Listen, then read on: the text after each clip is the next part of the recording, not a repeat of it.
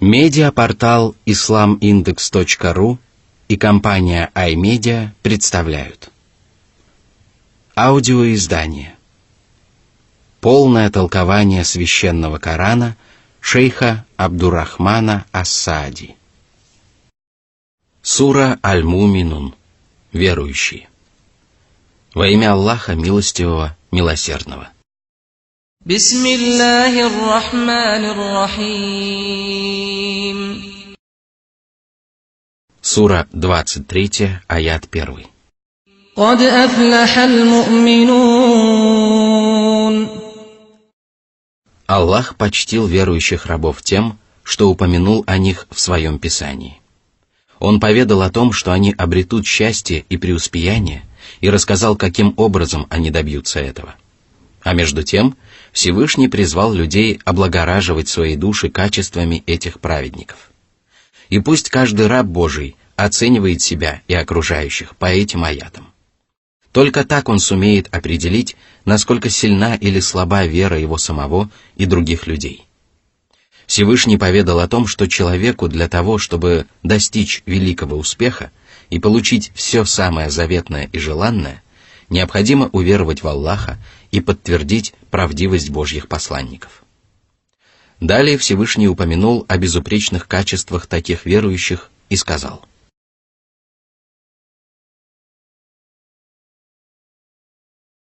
Сура 23, аят 2. Алладзина хум фи салатихим хаши'ун.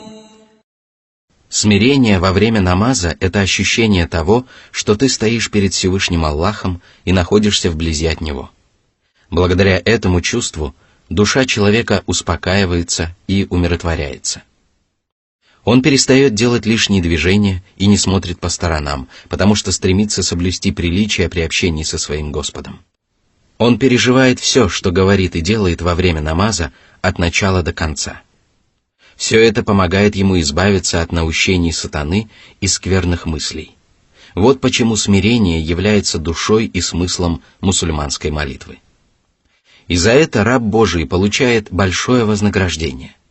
Конечно, человек получает вознаграждение, даже если он совершает намаз без этого ощущения, однако великая награда обещана тем, кто всем сердцем переживает то, что говорит и совершает во время намаза.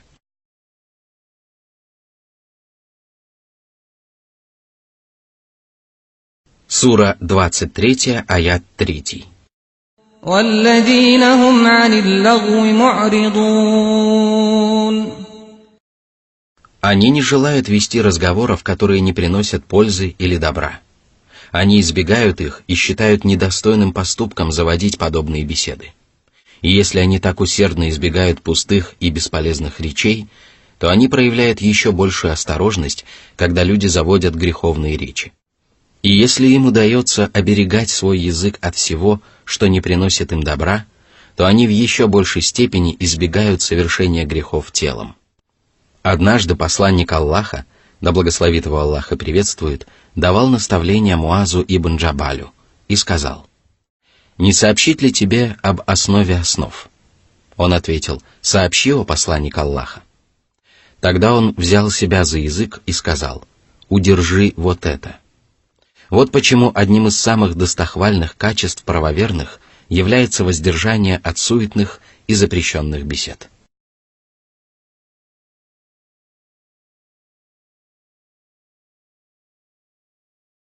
Сура 23, аят 4.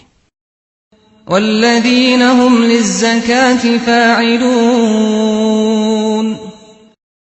Они выплачивают обязательные пожертвования из разного рода имущества, очищая себя от порочных нравов и отдаляясь от дурных поступков. И если человеку удается очиститься от них, то он непременно облагораживает свою душу. Из всего сказанного следует, что правоверные исправно поклоняются своему Создателю, смиренно выстаивая молитвы, а также делают добро окружающим, выплачивая обязательную милостыню.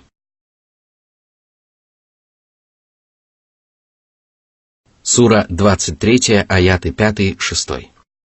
وَالَّذِينَ هُمْ لِفُرُوجِهِمْ حَافِظُونَ إِلَّا عَلَىٰ أزواجهم أو ما ملكت أيمانهم فإنهم غير ملومين.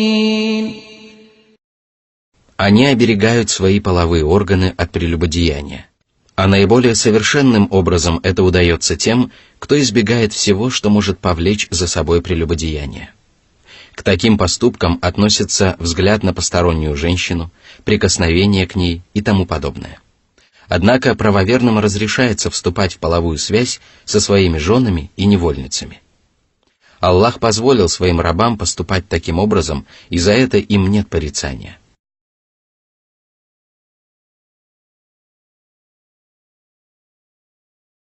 Сура 23, аят 7. فمن ابتغى وراء ذلك فأولئك هم العادون. Человек приступит к границе дозволенного, если пожелает вступить в половую близость с женщиной, которая не является его супругой или невольницей. Поступая таким образом, человек не довольствуется дозволенным и посягает на Божьи запреты. Это откровение имеет самый широкий смысл, и поэтому мусульманский шариат запрещает вступать во временный брак. Временная жена не считается ни супругой, с которой человек намеревается жить бок о бок, ни невольницей. Из этого откровения также следует запрет на брак с целью последующего развода для того, чтобы трижды разведенным мужчине и женщине вновь было позволено вступить в брак. Следует отметить, что рабовладелец имеет право вступить в половую связь со своей невольницей только тогда, когда она полностью принадлежит ему одному. Если невольница одновременно принадлежит двум господам, то они не могут вступать с ней в половую близость. Это предписание вытекает из смысла арабского выражения «ма малякят айманукум» – «кем завладели ваши десницы». Свободная женщина не может быть супругой одновременно двух мужчин, и невольница не может полностью принадлежать одновременно двум господам. Сура 23, аят 8. والذين هم لأماناتهم وعهدهم راعون. Арабское слово «амана» – надежность, вещь, отдаваемая на хранение, относится ко всем обязанностям, которые человек должен выполнять перед Аллахом и перед Божьими рабами. По этому поводу Всевышний сказал: «Мы предложили небесам, земле и горам взять на себя ответственность, но они отказались нести ее и испугались этого, а человек взялся нести ее». Сура 33, аят 72. В этом откровении слово «амана» переведено как «ответственность». Оно подразумевает любые обязательные предписания религии, которые человек должен оберегать, выполняя их надлежащим образом. Безусловно, слово «амана» также относится к вещам, тайнам и многому другому из того, что люди обычно доверяют друг другу. И поэтому правоверный должен внимательно относиться к выполнению своих обязанностей как перед Аллахом, так и перед людьми. Всевышний сказал: «Воистину, Аллах велит вам возвращать вверенное на хранение имущество его владельцам». Сура 4, аят 58. А наряду с этим мусульманин должен соблюдать договоры, которые он заключает с людьми. Если человек заключил договор, то он обязан соблюдать его и выполнять его условия. Ему категорически запрещается проявлять нерадивость в таких делах и пренебрегать данными обещаниями. Сура 23, аят 9. والذين هم على صلواتهم يحافظون. Они регулярно совершают намаз в отведенное для него время, выполняя его требования и обязательные предписания. В самом начале этой суры Аллах похвалил правоверных за то, что они смиренно предстают перед Господом во время намазов. А теперь Он похвалил их за то, что они совершают намаз регулярно. Человек исправно совершает намаз только тогда, когда надлежащим образом выполняет оба перечисленных предписания. И если человек регулярно совершает намаз, не ощущая себя перед Аллахом, или совершает намаз, испытывая смиренный трепет перед Господом, но не регулярно, то он допускает упущение и заслуживает порицания.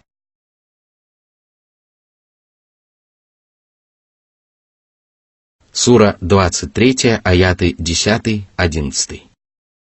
أولئك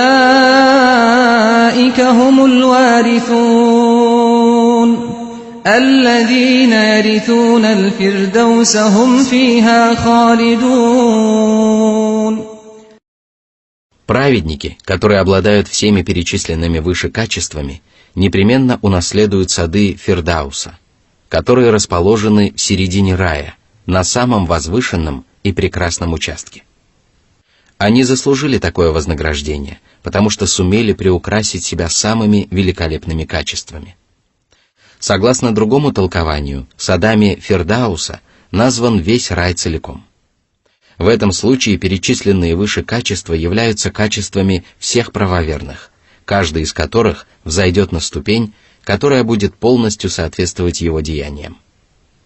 Там праведники пребудут вечно. Они не покинут свою обитель и не пожелают для себя замены, потому что будут наслаждаться самыми прекрасными и самыми совершенными благами. Ничто не омрачит их радости и ничто не причинит им страданий.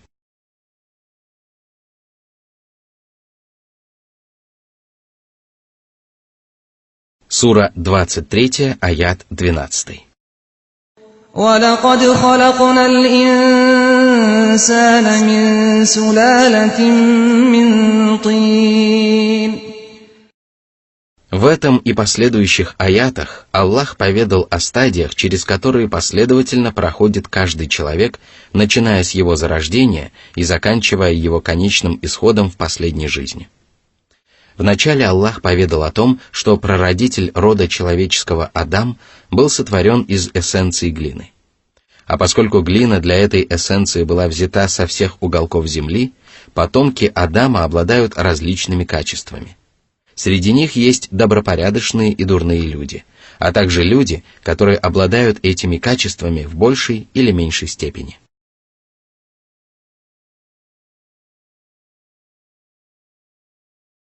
Сура 23, аят 13.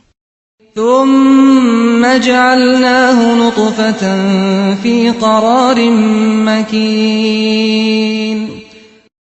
Аллах творит род человеческий из капли изливающейся влаги, которая выходит между чреслами и грудными костями. Затем эта капля помещается в надежном месте, женской матке, где она оберегается от болезней, холода и всего остального.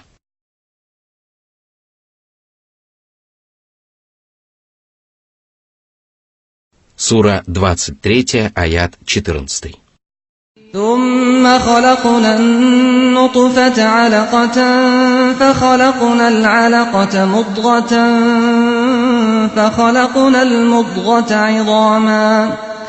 فخلقنا المضغة عظاما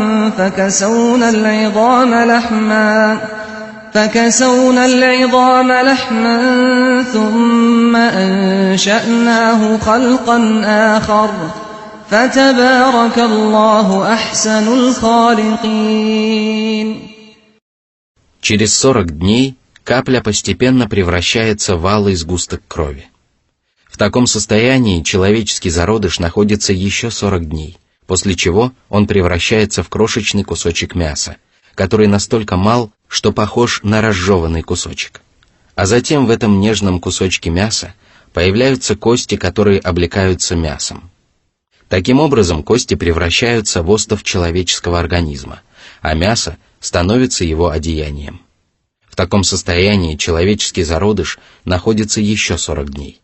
А затем в него вдыхают душу, благодаря чему безжизненное существо превращается в живой плод.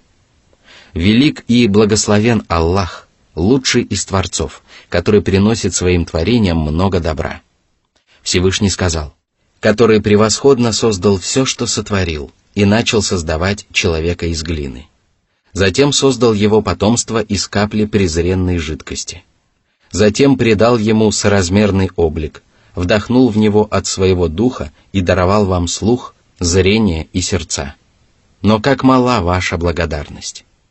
Сура 32, аяты с 7 по 9. Все творения Аллаха прекрасны, но человек является одним из самых прекрасных из них. Более того, человек является самым прекрасным и замечательным творением Аллаха. По этому поводу Всевышний сказал: «Мы сотворили человека в прекраснейшем облике». Сура 95, аят 4. Вот почему человеческие качества являются самыми совершенными и самыми лучшими из творений Аллаха.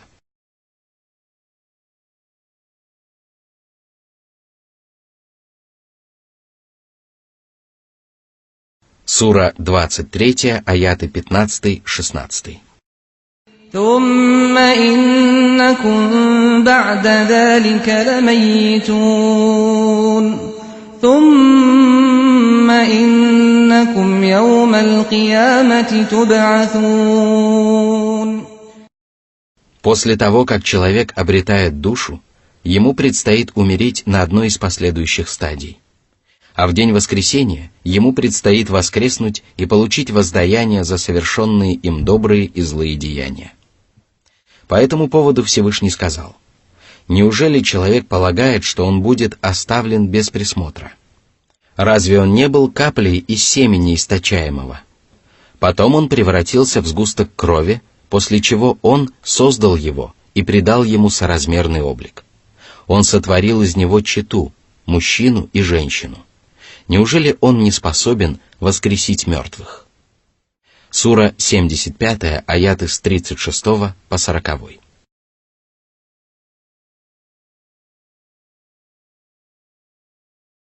Сура 23, аят 17. وَلَقَدْ خَلَقْنَا فَوْقَكُمْ سَبْعَ طَرَائِقَ وَمَا كُنَّا عَنِ الْخَلْقِ غَافِلِينَ.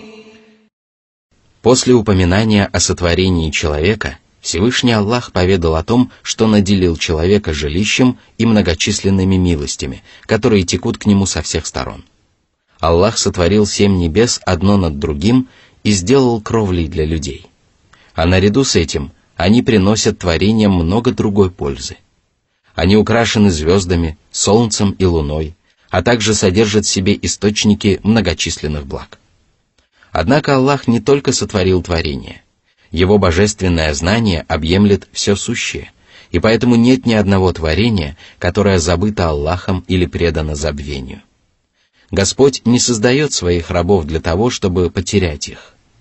Он не предает забвению небеса для того, чтобы они упали на землю, и не упускает из виду даже песчинку, попавшую в морскую пучину или рассеянную по бескрайней пустыне.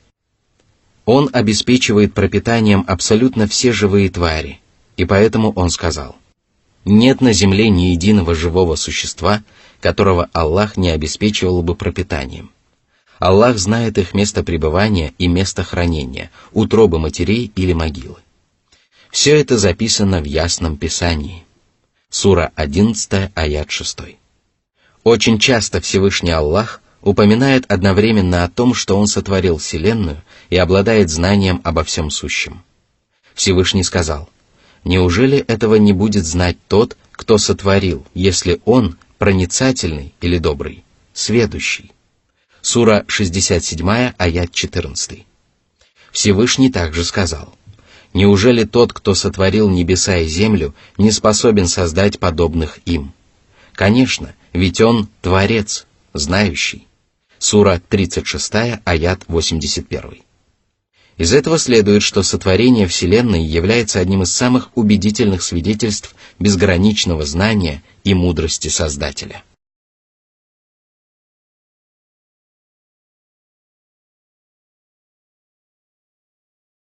Сура 23, аят 18. وَأَنزَلْنَا مِنَ السَّمَاءِ مَاءً بِقَدَرٍ فَأَسْكَنَّاهُ فِي الْأَرْضِ وَإِنَّا عَلَى ذَهَابٍ بِهِ لَقَادِرُونَ. Аллах ниспосылает с неба дождевую воду, которая служит питьем для людей и животных. При этом дождевая вода, как правило, выпадает в том количестве, которое удовлетворяет нуждам творений. Если бы она выпадала в меньшем количестве, то жизнь людей пришла бы в расстройство, а растения и деревья погибли бы. Однако этого не происходит, потому что Аллах не спосылает дожди, когда творения испытывают в них нужду, а затем велит им прекратиться, чтобы вода не причинила им вреда. После выпадения дождей почва начинает впитывать влагу, благодаря чему вода становится достоянием растительности. А затем на земле вырастают всевозможные растения. Кроме того, вода собирается в подземных хранилищах. Она продолжает уходить в землю до тех пор, пока не достигает дна этих хранилищ. Однако Аллах властен лишить творения этой милости. Он может сделать так, чтобы дожди перестали выпадать на землю. Он также может сделать так, что дожди будут выпадать и сразу уходить под землю. Он также может сделать так, что творения перестанут извлекать пользу из воды.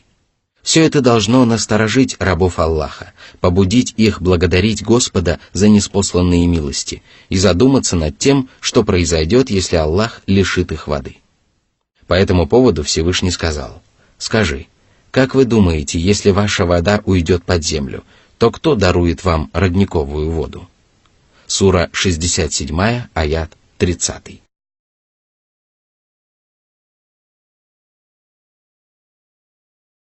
Сура 23, аят 19. فأنشأنا لكم به جنات من نخيل وأعناب لكم فيها فواكه كثيرة ومنها تأكلون. Аллах удостоил пальмовые рощи и виноградники особого внимания, потому что эти деревья превосходят остальные растения и приносят творениям огромную пользу. Безусловно, Аллах также сотворил все остальные деревья и растения, и поэтому в конце аята Аллах упомянул о всевозможных плодах, которые люди употребляют в пищу. Это смоковница, лимоны, гранаты, яблоки и многое другое.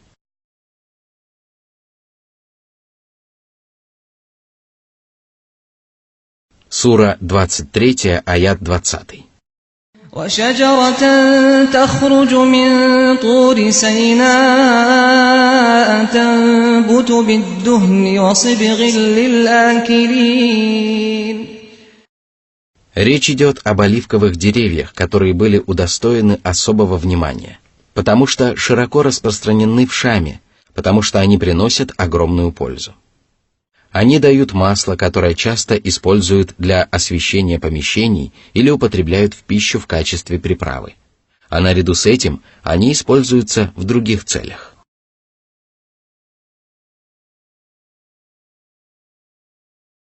Сура 23, аят 21.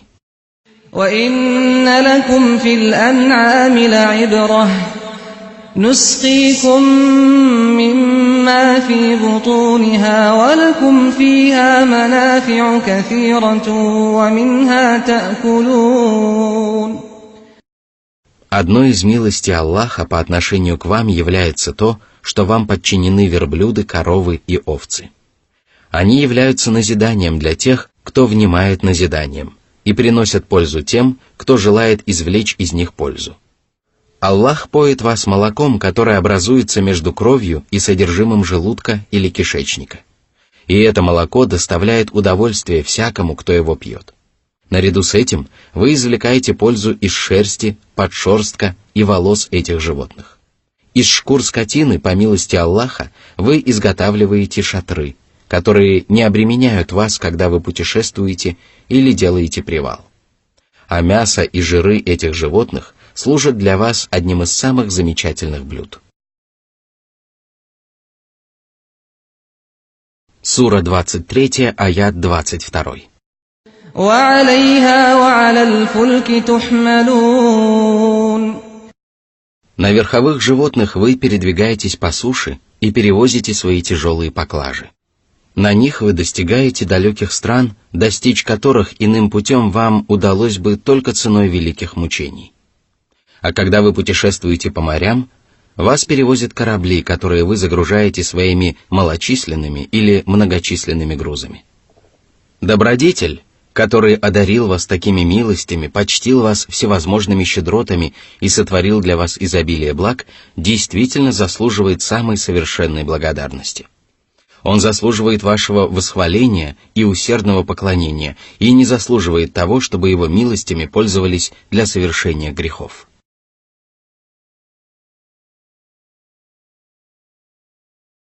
Сура 23, аят 23. وَلَقَدْ أَرْسَلْنَا نُوحًا إِلَىٰ قَوْمِهِ فقال يا قوم اعبدوا الله ما لكم من إله غيره أفلا تتقون. Всевышний упомянул о пророческой миссии своего раба и посланника Нуха. Он был первым из плеяды посланников, которые явились к обитателям земли. Аллах отправил его к его соплеменникам, которые поклонялись идолам и истуканам. Ему было приказано призвать их к поклонению одному Аллаху, и поэтому он велел своему народу искренне поклоняться своему Господу. Это поклонение непременно должно быть искренним, поскольку без этого качества оно не может быть правильным. А затем он поведал, что только Аллах заслуживает обожествления, тогда как все остальные существа не заслуживают этого. Аллах творит и дарует пропитание. Он обладает всеми качествами совершенства, которых лишены все остальные существа. А затем святой пророк призвал своих сородичей устрашиться идолопоклонства, которое они исповедовали. Они поклонялись каменным истуканам, на которых были высечены изображения праведников. Их они приобщали в сотоварищи к Аллаху. Пророк Нух долго и настойчиво проповедовал истину среди своего народа. Он призывал их тайком и всенародно, проповедовал среди них днем и ночью. И так продолжалось в течение 950 лет. Однако с каждым днем идолопоклонники становились упрямее и еще больше отдалялись от прямого пути.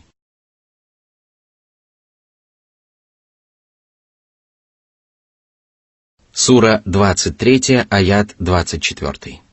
فقال الملأ الذين كفروا من قومه ما هذا إلا بشر مثلكم يريد أن يتفضل عليكم ولو شاء الله لأنزل ملائكة ما سمعنا بهذا في آبائنا الأولين. Старейшины народа, в котором проповедовал Нух, противились Божьему пророку и наказывали своим соплеменникам не следовать его путем. Они говорили: «Он является простым смертным, как и вы. Он провозгласил себя пророком для того, чтобы возвыситься над вами и чтобы вы повиновались ему. Что еще может возвысить его над вами, если он является одним из вас?» Во все времена противники Божьих посланников пытались помешать им таким образом. Однако всякий раз посланники отвечали им самым убедительным образом. Всевышний сказал: «Они говорили: вы такие же люди, как и мы. Вы хотите увести нас от того, чему поклонялись наши отцы.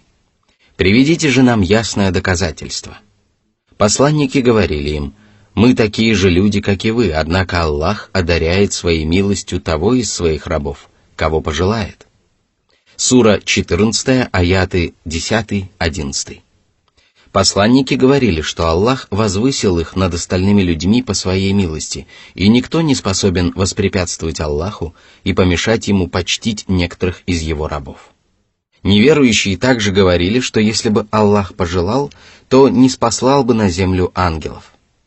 Это возражение также было безосновательным, поскольку оно упиралось в волю Аллаха.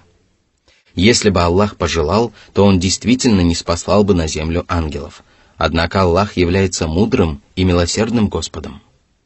Божественные мудрость и милосердие требовали того, чтобы к людям были отправлены посланники из числа людей. А если бы к ним были посланы ангелы, то люди не смогли бы общаться с ними. Для этого им пришлось бы каждый раз перевоплощаться в людей, а затем вновь принимать свое исконное обличие. Неверующие также говорили, что никогда не слышали о Божьих посланниках от своих предков. Но разве отсутствие знаний о Божьих посланниках у отцов или дедов является убедительным доказательством? Если предки не знали своей истории, то их невежество не может быть убедительным доводом. Но если к ним действительно не приходили посланники Аллаха, то ведь они могли следовать прямым путем и не нуждаться в посланниках. Но если они не следовали прямым путем, то люди, которым довелось встретиться с посланниками, должны воздать хвалу Аллаху за то, что Он почтил их милостью, которой не были удостоены их предки и о которой они не имели никакого представления. Негоже людям отвергать милость Господа по той причине, что этой милости не были удостоены их предки.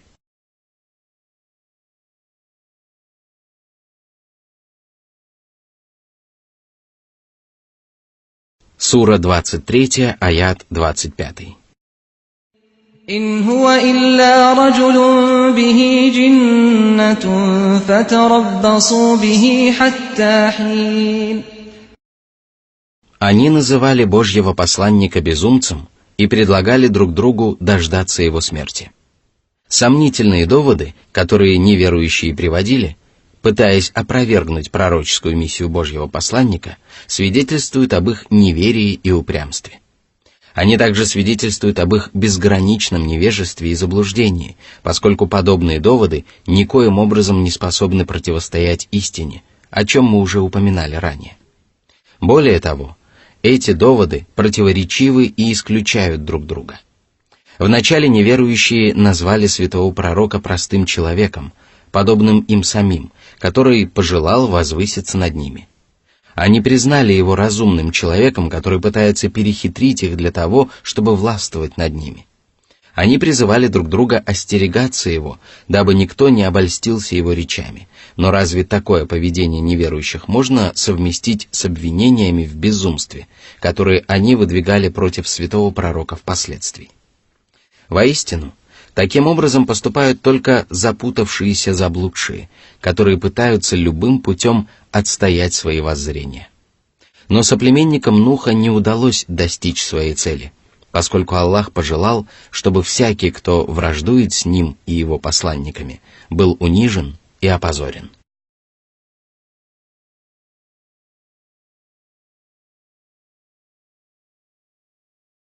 Сура 23, аят 26. قال رب انصرني بما كذبون.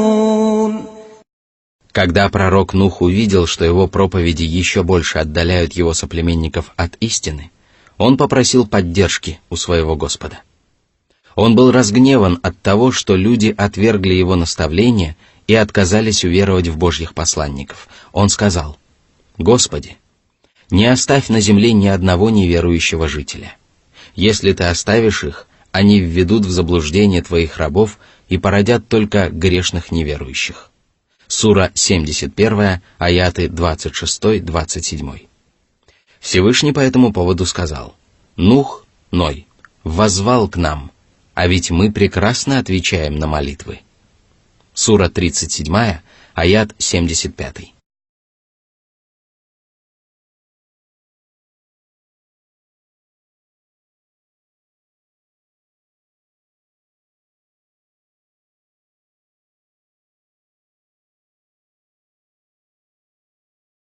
Сура 23, аят 27. فأوحينا إليه أن اصنع الفلك بأعيننا ووحينا فإذا جاء أمرنا وفاردت النور فاسلك فيها من كل زوجين اثنين وأهلك إلا من سبق عليه القول منهم ولا تخاطبني في الذين ظلموا إنهم مغرقون. Всевышний внял молитве своего пророка и научил его тому, как можно обрести спасение и приготовиться к беде до того, как она наступила. Он внушил ему соорудить корабль у него на глазах. Это выражение означает, что Нух сооружал корабль по воле Аллаха и благодаря его поддержке. Аллах оберегал его и заботился о нем, потому что всегда видел его и слышал его молитвы. Аллах внушил ему, что очень скоро наступит потоп, который станет наказанием для неверующих.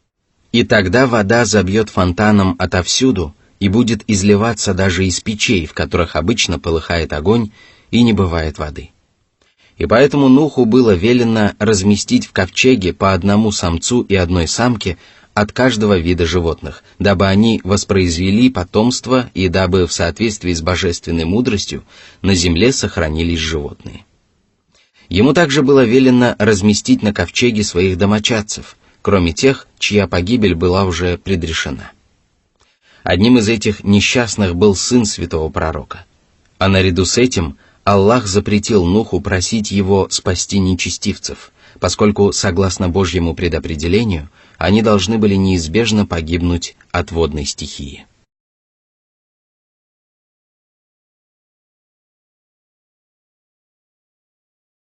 Сура 23, аят 28.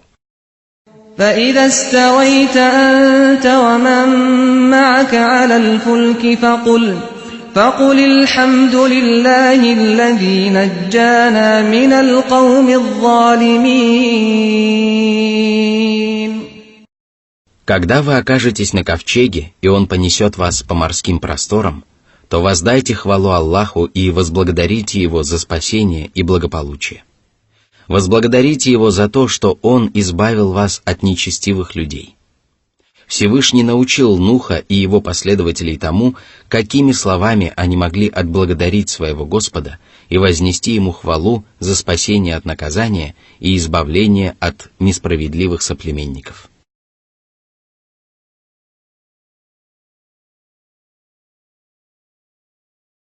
Сура 23, аят 29. وقل رب أنزلني منزلا مباركا وأنت خير المنزلين. О Нух! Помимо спасения, вас ожидает еще одна милость, и посему молите Аллаха одарить вас ею. Молите Аллаха помочь вам найти благословенное пристанище. Верующие выполнили это предписание, и Аллах внял их молитвам. По этому поводу Всевышний сказал: «Вода спала, и свершилось веление. Ковчег пристал к Аль-Джуди, и было сказано: да сгинут люди несправедливые». Нух, Ной, воззвал к своему Господу: «Господи, ведь сын мой — частица моей семьи. Твое обещание правдиво, и ты наимудрейший из судей». Он сказал: «О Нух, он не частица твоей семьи, и такой поступок не является праведным. Не проси меня о том, чего не ведаешь. Воистину, я призываю тебя не быть одним из невежд». Он сказал: «Господи, я прибегаю к тебе, дабы не просить о том, чего не ведаю. И если ты не простишь меня и не помилуешь, то я окажусь среди потерпевших убыток». И было сказано: «О Нух, сходи на землю с миром от нас, и да пребудет благословение над тобой и теми народами, которые с тобой. Но будут народы, которых мы облагодетельствуем, после чего их постигнут мучительные страдания от нас». Сура 11, аяты с 44 по 48.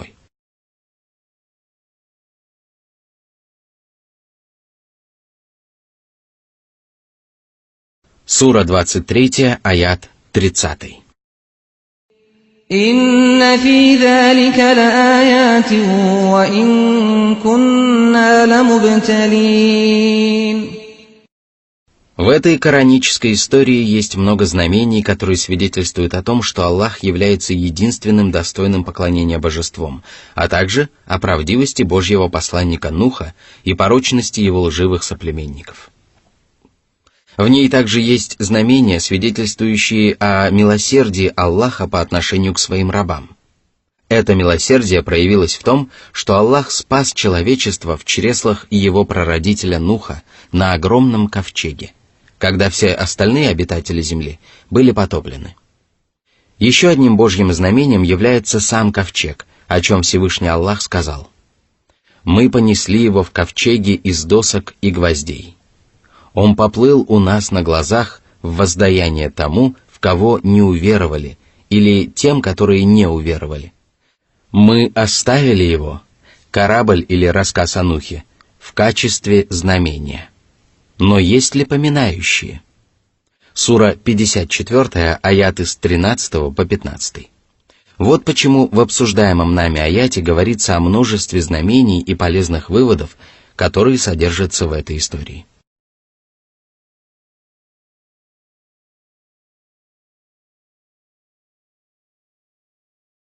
Сура 23, аят 31. ثم أنشأنا من بعدهم قرنا آخرين. После упоминания о Нухе и его соплеменниках, а также о наказании, которое постигло неверующих, Всевышний Аллах возвестил о сотворении другого поколения людей. Очевидно, речь идет о племени Самуд, народе пророка Салиха, потому что следующие откровения очень напоминают историю этого народа.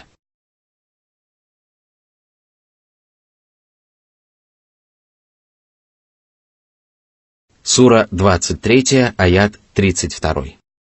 فأرسلنا فيهم رسولا منهم أن اعبدوا الله ما لكم من إله غيره أفلا تتقون. К ним явился посланник, вышедший из их среды. Они прекрасно знали его происхождение, достоинство и правдивость, и это обязывало их немедленно повиноваться ему. У них не было оснований испытывать отвращение к своему соплеменнику. Он призвал их к тому, к чему призывали свои народы все Божьи посланники. Он велел им поклоняться Аллаху, кроме которого нет иного достойного поклонения божества. Таким же образом поступали все остальные посланники. Все они начинали свои проповеди с призыва к поклонению одному Аллаху и разъяснений того, что только Аллах достоин поклонения. А наряду с этим они запрещали поклоняться творениям и разъясняли тщетность и порочность таких поступков. Именно поэтому святой пророк призвал своих соплеменников устрашиться Господа и отречься от поклонения идолам и истуканам.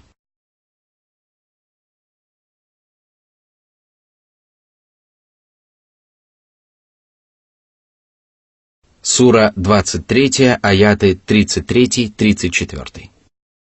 وقال الملأ من قومه الذين كفروا وكذبوا بلقاء الآخرة وأترفناهم في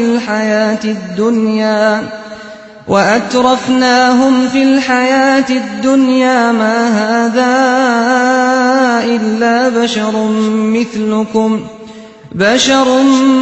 مثلكم يأكل مما تأكلون منه ويشرب مما تشربون ولئن أطعتم بشرا مثلكم إنكم إذا لخاسرون. Предводители его народа были людьми, которые совмещали в себе неблагодарность, упрямство и неверие в воскрешение и воздаяние. Они были испорчены изобилием мирских благ и осмелились сопротивляться своему пророку. Они сочли его лжецом и стали предостерегать людей от него, говоря: «Это всего лишь простой смертный. Он ест и пьет подобно вам. Чем он превосходит всех вас? Вот если бы он был ангелом, который не ест пищу и не пьет воды.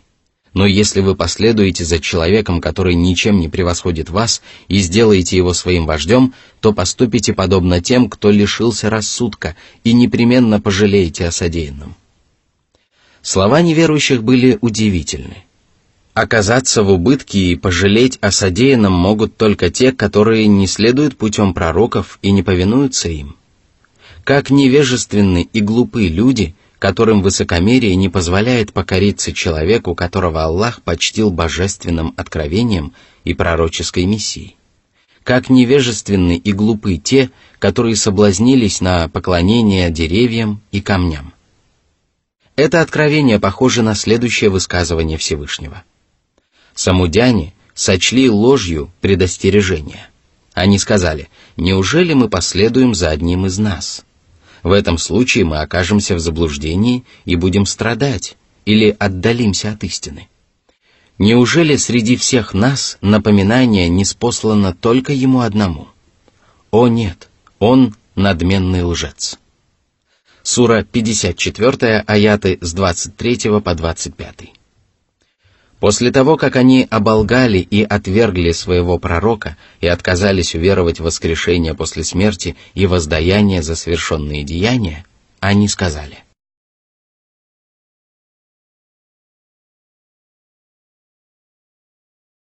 Сура 23, аяты 35-36. أَيَعِدُكُمْ أَنَّكُمْ إِذَا مِتُّمْ وَكُنْتُمْ تُرَابًا وَعِظَامًا أَنَّكُمْ مُخْرَجُونَ هَيْهَاتَ هَيْهَاتَ لِمَا تُوعَدُونَ. Они решили, что обещанное воскрешение невероятно, поскольку к тому времени человеческие тела превратятся в прах и кости. Однако они оказались очень недалекими людьми. Они пришли к такому выводу только потому, что сами не могли воскресить усопших. Тем самым они сравнили собственные возможности с могуществом Творца. Воистину, Аллах бесконечно далек от подобных сравнений. Они решили, что Аллах не способен воскресить покойников и сочли его могущество ничтожным. Однако они забыли о том, как Он сотворил их в первый раз. Они не поняли того, что сотворить человека после того, как его тело разложилось, для Создателя, который сотворил человека из небытия, намного легче. Все это не представляет для него никакого труда. Почему неверующие не стали отрицать того, что они были сотворены в первый раз? Если бы они настаивали на существовании только материального мира и утверждали, что существует вечно, то могли бы отрицать воскрешение. И тогда пророки стали бы доказывать им существование великого Творца. Почему же они не сделали этого? Но есть еще одно доказательство истинности воскрешения. Аллах возвращает к жизни иссохшую землю, а это значит, что Он властен над всем сущим и может воскресить покойников. А вот еще одно доказательство, которое Аллах предоставил людям, отказывающимся уверовать в воскрешение. Они сказали: это нечто удивительное. Неужели это, воскрешение, произойдет после того, как умрем и станем прахом? Это возвращение невероятно. Сура 50, аяты 2-3. И тогда Аллах ответил им: мы знаем, что земля отнимает от них, и у нас есть сохраняющее или хранимое Писание. Сура 50, аят 4.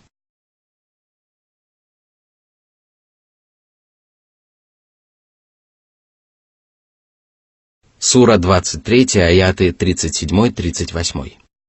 إِنْ هِيَ إِلَّا حَيَاتُنَا الدُّنْيَا نَمُوتُ وَنَحْيَا وَمَا نَحْنُ بِمَبْعُوثِينَ إِنْ هُوَ إِلَّا رَجُلٌ افْتَرَى عَلَى اللَّهِ كَذِبًا وَمَا نَحْنُ لَهُ بِمُؤْمِنِينَ. Одни люди умирают, и вместо них появляются на свет другие. Но никто не будет воскрешен. А этот человек является безумцем, который считает, что поклоняться следует только одному Аллаху, и верит в последнюю жизнь. Вам не следует убивать его или подвергать иному наказанию. Будьте к нему снисходительны, ведь он страдает безумием и не может быть наказан за свои слова. Опираясь на свои порочные воззрения, эти люди решили, что не стоит припираться с Божьим пророком относительно правдивости его проповедей. Они решили, что обсуждать можно только то, стоит подвергать его наказанию или нет. Они возомнили себя благоразумными людьми и предпочли помиловать его и не подвергать наказанию, которое он заслужил своими поступками. Что может быть хуже подобного упрямства и неверия?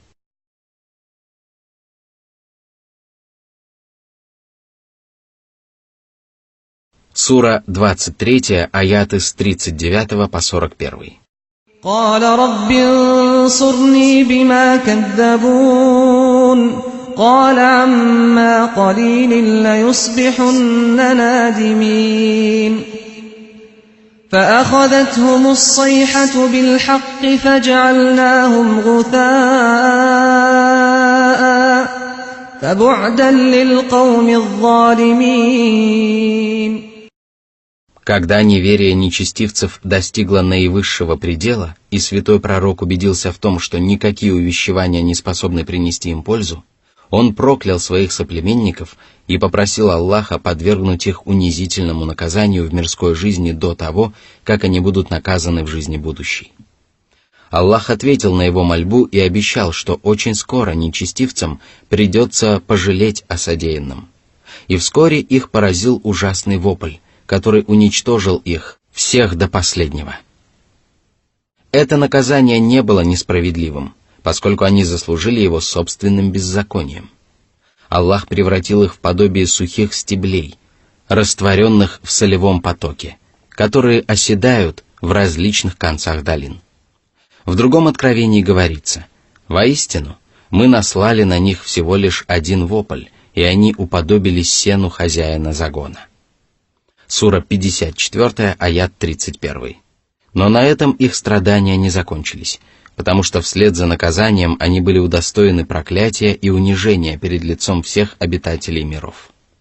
Всевышний сказал: «Ни небо, ни земля не оплакивали их, и им не была предоставлена отсрочка». Сура 44, аят 29. Эта метафора означает, что божьи твари не были опечалены их погибелью, равно как и не придавали значения их существованию. Это саркастическая насмешка над неверующими, которые сильно отличаются от правоверных, из-за утраты которых следует переживать. Воистину, их смерть оплакивают и небеса, и земля. И поэтому в хадисе говорится, что после смерти правоверного его оплакивают место, где он совершал намаз и поклонялся Аллаху, и ангелы, которые возносили его деяния, и ангелы, которые спускали для него пропитание, и плоды деяний, которые он оставил на земле после себя. Аль-Хасан рассказывал, что усопшего правоверного оплакивают обитатели небес и земли. Совсем иначе обстояли дела с теми неверующими. Когда настал час их погибели, им не предоставили отсрочки, напротив, они получили скорое наказание уже при жизни на земле.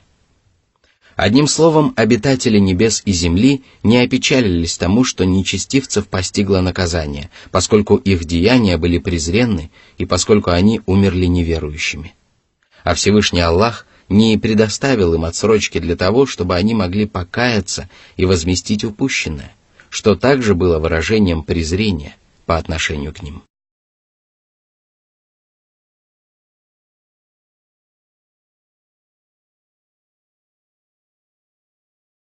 Сура 23, аяты с 42 по 44. ثم أنشأنا من بعدهم قرونا آخرين ما تسبق من أمة أجلها وما يستأخرون ثم أرسلنا رسلنا تترى كلما جاء أمة رسولها كذبوه فأتبعنا بعضهم بعضا وجعلناهم أحاديث فبعدا لقوم لا يؤمنون. После гибели этих упрямых неверующих Аллах сотворил другие поколения людей. Для каждого народа был отведен определенный срок, который люди не могли приблизить или отсрочить. Один за другим к ним приходили Божьи посланники, дабы люди уверовали и стали разъяснять истину другим. Однако неблагодарность и неверие были неотъемлемым качеством беспутных народов. Всякий раз, когда к деспотичным неверующим приходил Божий посланник, они называли его лжецом, невзирая на многочисленные знамения, каждого из которых было достаточно для того, чтобы человек мог уверовать. А ведь им стоило всего лишь прислушаться к пророческим проповедям и предписаниям, чтобы убедиться в правдивости всего, с чем приходили Божьи посланники. И поэтому Аллах уничтожал неверующие народы всех до одного, опустошал их жилища и делал их притчей во языцах. Люди пересказывали друг другу сказания об этих народах, которые были назиданием для богобоязненных и наказанием и унижением для безбожников. Да сгинут они, как они несчастны, да пропадут они пропадом, как убыточна их сделка.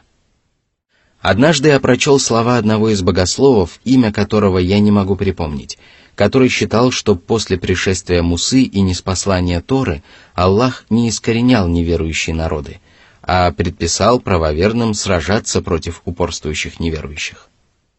Тогда я не знал, на что опирался этот богослов. Когда же я поразмыслил над этими аятами и откровениями из суры Аль-Касас, то мне стали ясны его доводы. В обсуждаемых нами аятах Аллах поведал об искорененных народах, которые сменяли друг друга до тех пор, пока Аллах не отправил пророка Мусу вместе с Торой, которая была руководством для людей. Это не противоречит тому, что Аллах погубил фараона, поскольку его войско погибло до ниспослания Торы. Еще более ясными являются аяты из суры Аль-Касас. После упоминания о гибели фараона Всевышний Аллах сказал: «Погубив первые поколения, мы даровали Мусе, Моисею, Писание в качестве наглядного наставления для людей, верного руководства и милости, чтобы они могли помянуть назидание». Сура 28, аят 43. Совершенно очевидно, что Аллах даровал Мусе Писание после того, как погубил неверующие народы. Аллах также сообщил, что это Писание должно было стать наглядным наставлением, руководством к прямому пути и милостью для правоверных. Очевидно, именно так можно объяснить следующее откровение. После него мы отправили посланников к их народам. Они приносили им ясные знамения, но они не желали уверовать в то, что отвергали прежде. Так мы запечатываем сердца преступников. После них мы послали Мусу, Моисея, и Харуна, Аарона, с нашими знамениями к фараону и его знати. Но они возгордились. Они были грешным народом. Сура 10, аяты 74-75. А лучше всего об этом известно Аллаху.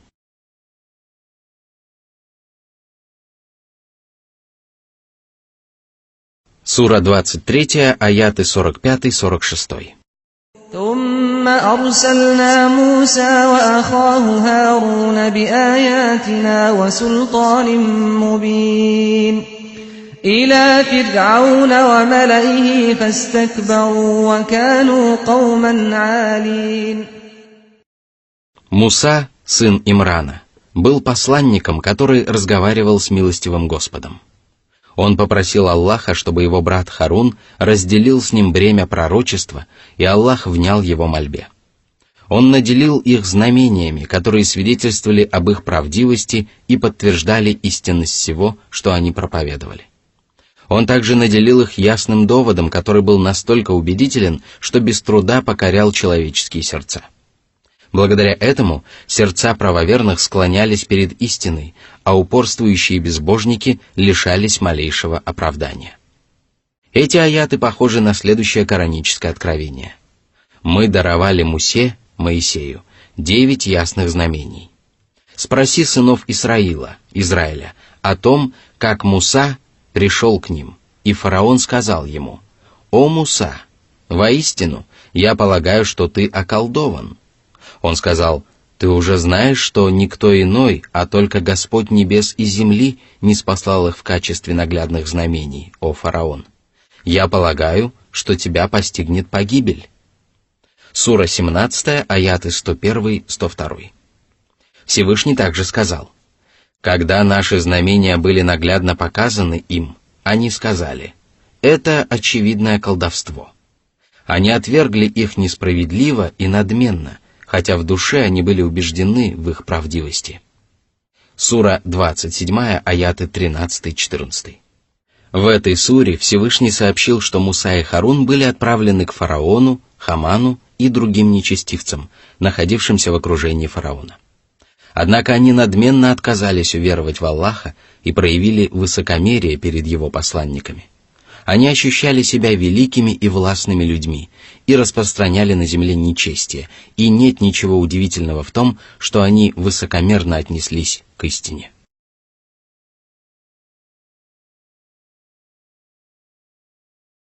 Сура 23, аяты 47-48. فقالوا أنؤمن لبشرين مثلنا وقومهما لنا عابدون فكذبوهما فكانوا من المهلكين. Их слова были свидетельством их высокомерия и гордыни и предназначались для устрашения и обольщения неблагоразумных людей. Фараон и его приспешники буквально повторяли слова своих предшественников. Их сердца исповедовали одинаковое неверие, и поэтому их слова и деяния были похожи.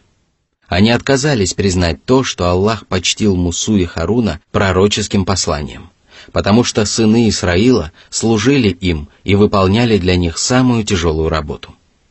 По этому поводу Всевышний Аллах сказал: «Вот мы спасли вас от рода фараона. Они подвергали вас ужасным мучениям, убивали ваших сыновей и оставляли в живых ваших женщин. Это было для вас великим испытанием или великой милостью от вашего Господа». Сура 2, аят 49. Фараон и египетская знать говорили: «Неужели мы станем повиноваться людям после того, как люди повиновались нам? Неужели наши рабы станут править нами?» Их слова похожи на слова соплеменников Нуха, которые говорили: «Неужели мы поверим тебе, если за тобой последовали самые жалкие люди?» Сура 26, аят 111. Его знатные соплеменники также сказали: «Мы видим, что ты такой же человек, как и мы. Мы также видим, что за тобой пошли только самые ничтожные из нас, но даже они последовали за тобой, не поразмыслив. Мы не видим, чтобы вы чем-либо превосходили нас. Напротив, мы считаем вас лжецами». Сура 11, аят 27. Совершенно очевидно, что такие доводы не способны опровергнуть истину. Они являются всего лишь попыткой оболгать истину и оказать ей бесполезное сопротивление. И поэтому Всевышний сказал, что неверующие обрекли себя на погибель. Они были потоплены в море на глазах у сынов Исраила.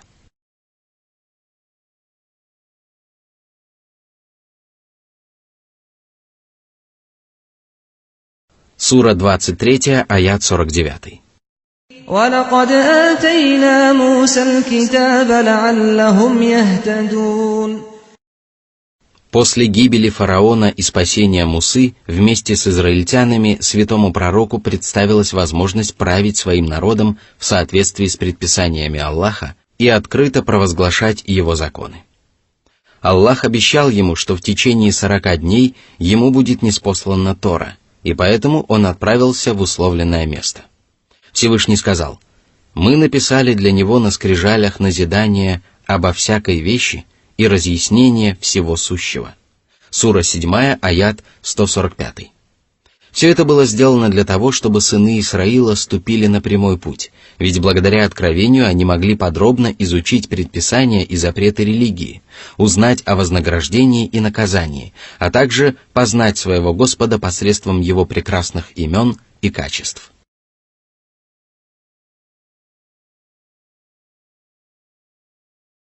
Сура 23, аят 50. وَجَعَلْنَا ابْنَ مَرْيَمَ وَأُمَّهُ آيَةً وَآوَيْنَاهُمَا إِلَى رَبْوَةٍ ذَاتِ قَرَارٍ وَمَعِينٍ. Аллах также осенил великой милостью пророка Ису, сына Марьям. Он сделал его и его мать одним из своих величайших знамений.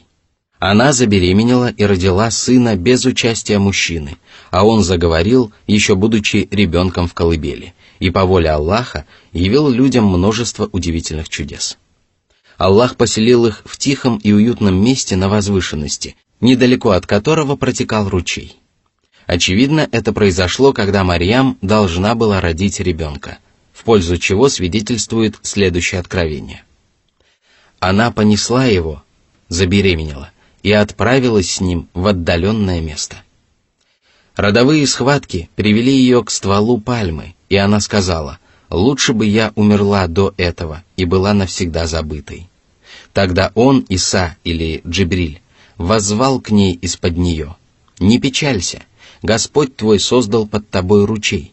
Потряси на себя ствол пальмы, и на тебя попадают свежие финики. Ешь, пей и радуйся». Сура 19, аяты с 22 по 26. Из этого откровения следует, что Марьям находилась на возвышенности, тогда как в низине протекал ручей.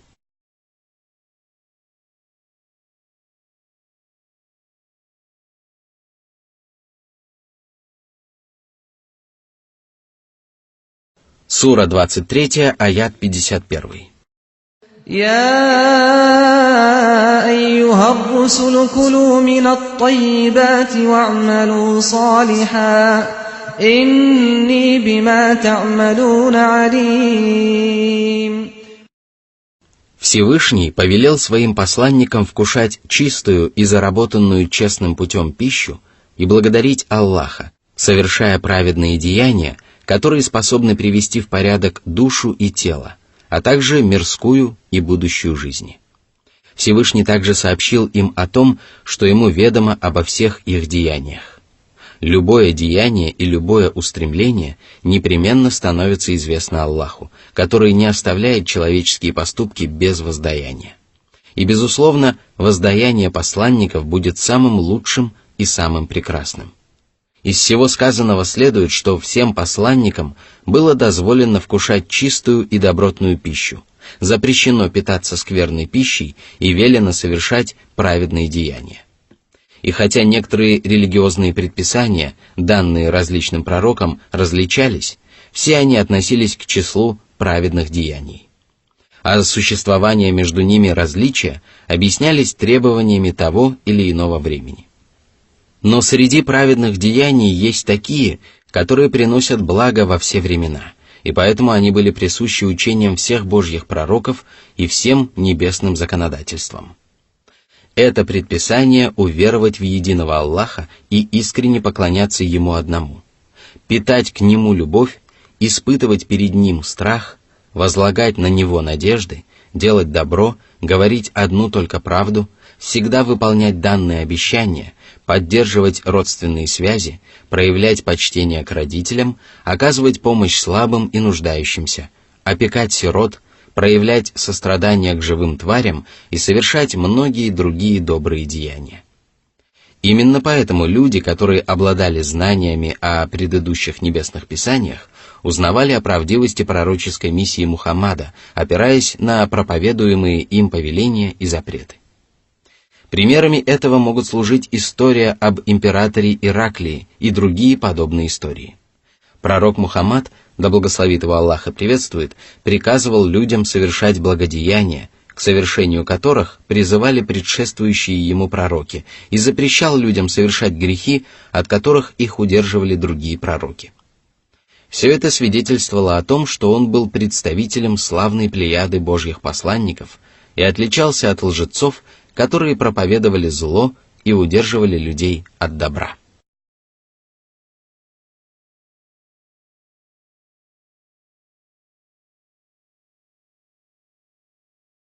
Сура 23, аят 52. وَإِنَّ هَذِهِ أُمَّتُكُمْ أُمَّةً وَاحِدَةً وَأَنَا رَبُّكُمْ فَاتَّقُونِ. О посланники! Ваша община – община единая, которая исповедует одну религию и поклоняется одному Господу. Посему будьте богобоязненны, выполняя повеления своего Господа и избегая Его запретов.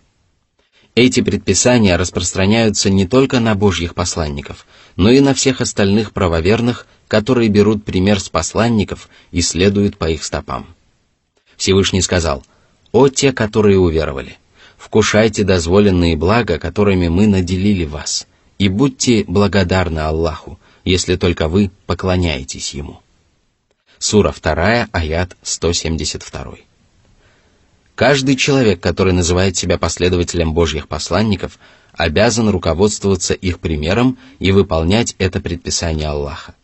Однако неуверовавшие нечестивцы предпочитают ослушаться Аллаха, и поэтому далее Всевышний сказал: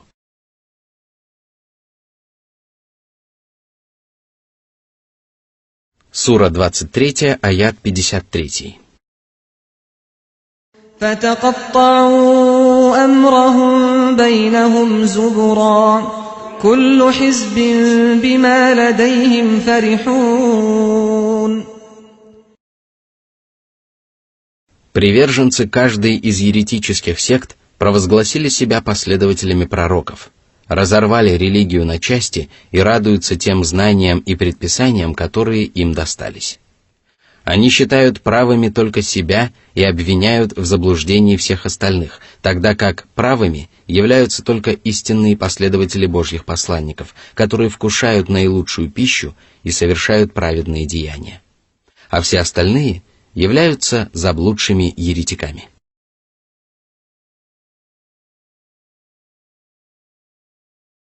Сура 23, аят 54. فَذَرْهُمْ فِي غَمْرَتِهِمْ حَتَّى حِينٍ. Пусть они пребывают в пучине собственного заблуждения и думают, что только они следуют правым путем. Недолго им пребывать в таком состоянии, ибо очень скоро их постигнет наказание. Им не помогут проповеди и не принесут пользы увещевания.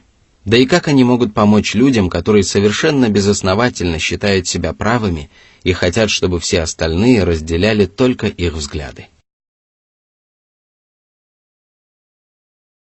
Сура 23, аяты 55-56.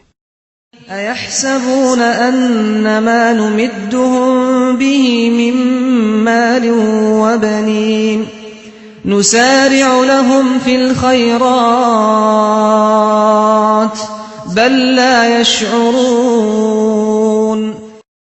Неужели они полагают, что дарованное им богатство и родившиеся от них дети являются свидетельством того, что они являются праведными и счастливыми людьми, которые непременно обретут успех как при жизни на земле, так и после смерти?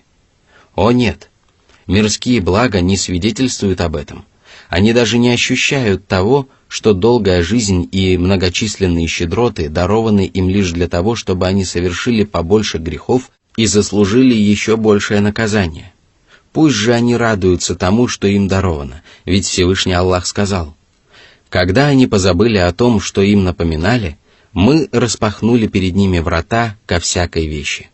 Когда же они возрадовались дарованному, мы схватили их внезапно, и они пришли в отчаяние». Сура 6, аят 44.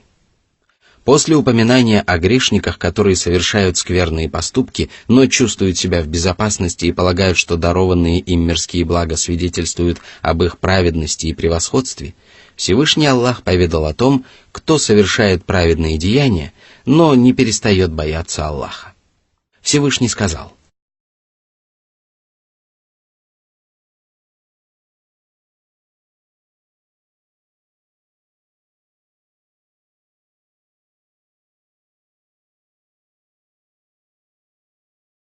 Сура 23, аят 57. إِنَّ الَّذِينَ هُم مِّنْ خَشْيَةِ رَبِّهِم مُّشْفِقُونَ. Их сердца переполняются страхом перед Господом, потому что они знают, что Аллах всегда может справедливо наказать их. Они опасаются того, что у них не останется благодеяний, и боятся того, что они не выполняют своих обязанностей перед Всевышним Аллахом и в любой момент могут лишиться веры. Они познали своего Господа и знают, что Он заслуживает самого усердного почитания и возвеличивания. Их боязнь и опасения побуждают их воздерживаться от грехов, пренебрежения обязательными предписаниями и всего того, что может повлечь за собой страшные последствия.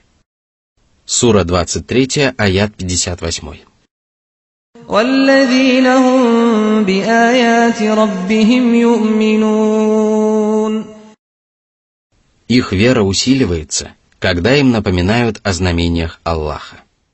Они размышляют над чудесными кораническими аятами и задумываются над ними, благодаря чему они познают смысл коранических откровений, осознают их величие и убеждаются в том, что между кораническими аятами нет противоречий.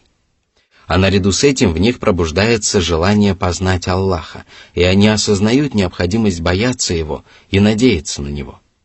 Из коранических откровений они узнают о грядущем воздаянии, и это порождает в них такие всплески веры, которые невозможно передать словами. А наряду с кораническими аятами они задумываются над Божьими знамениями, которые разбросаны по свету.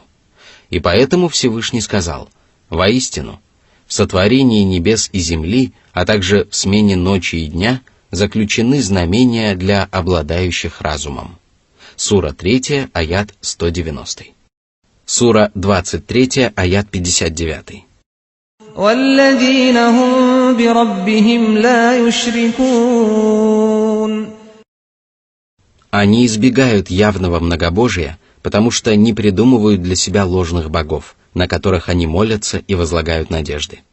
А наряду с этим они избегают показухи и других проявлений скрытого многобожия. Напротив, они посвящают все свои слова и деяния одному Аллаху. Сура 23, аят 60. وَالَّذِينَ يُؤْتُونَ مَا آتَوْا وَقُلُوبُهُمْ وَجِلَةٌ أَنَّهُمْ إِلَى رَبِّهِمْ راجعون. Они выполняют предписания Аллаха и совершают все, что им по силам. Они совершают намаз и выплачивают закят, отправляются в паломничество и раздают пожертвования, а также совершают другие благодеяния. Но несмотря на это, их сердца трепещут от страха, потому что им предстоит предстать перед Аллахом со своими деяниями. Они боятся того, что совершенные ими благодеяния не помогут им избавиться от наказания Аллаха, потому что они познали своего Господа и знают, что Он заслуживает самого совершенного поклонения.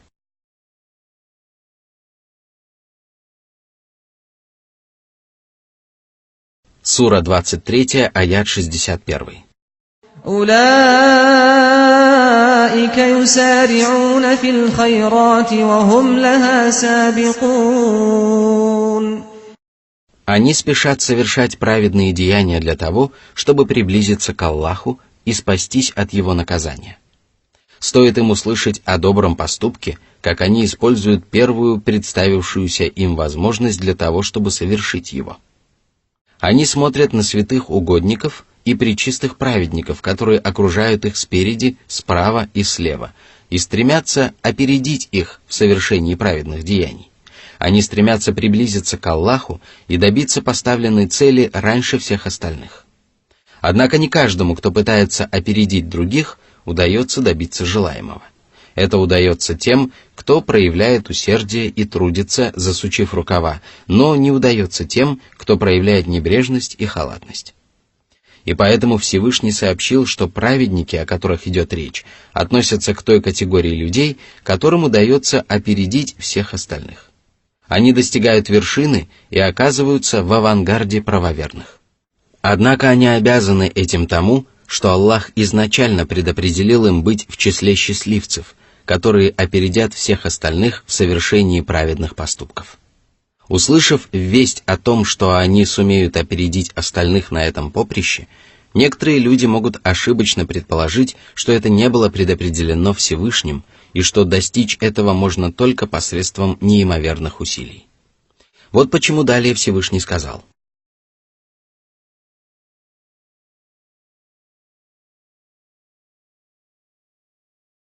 Сура 23, аят 62.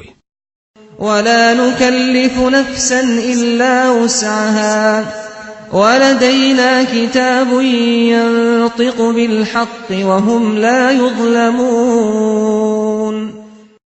Аллах предписывает человеку совершать только то, на что у него хватает сил.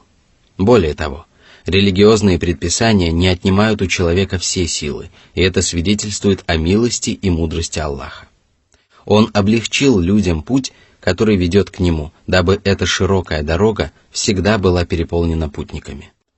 У Него хранится Писание, которое глаголит истину. Это самое первое Писание, в котором записано знание обо всем сущем.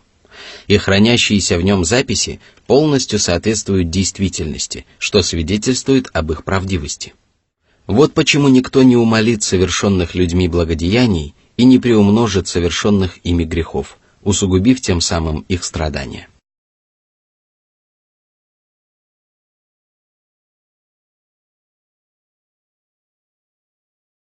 Сура 23, аят 63. بل قلوبهم في غمرة من هذا ولهم أعمال من دون ذلك هم لها عاملون. Всевышний поведал о том, что неверующие являются в высшей степени невежественными и несправедливыми людьми, небрежность и упрямство которых мешают им постичь смысл коранических откровений. Они не руководствуются этим писанием, и его свет не проникает в их сердца. Всевышний сказал: «Когда ты прочел Коран, мы воздвигли между тобой и теми, кто не верит в последнюю жизнь, невидимую завесу. Мы набросили на их сердца покрывало, дабы они не могли понять его, Коран, и лишили их уши слуха». Сура 17, аяты 45-46. Невежество не позволяло их сердцам постичь священный Коран и побуждало их исповедовать неверие, совершать отвратительные злодеяния и противиться Божьему закону. И все это обрекло их на мучительное наказание, а наряду с этим они совершали менее тяжкие злодеяния, и нет ничего удивительного в том, что они заслужили наказание. Аллах предоставил им отсрочку для того, чтобы они совершили скверные поступки, совершить которые им было суждено. Когда же они совершили, то оказались в самом скверном положении и отправились испытывать на себе гнев Аллаха и его наказание.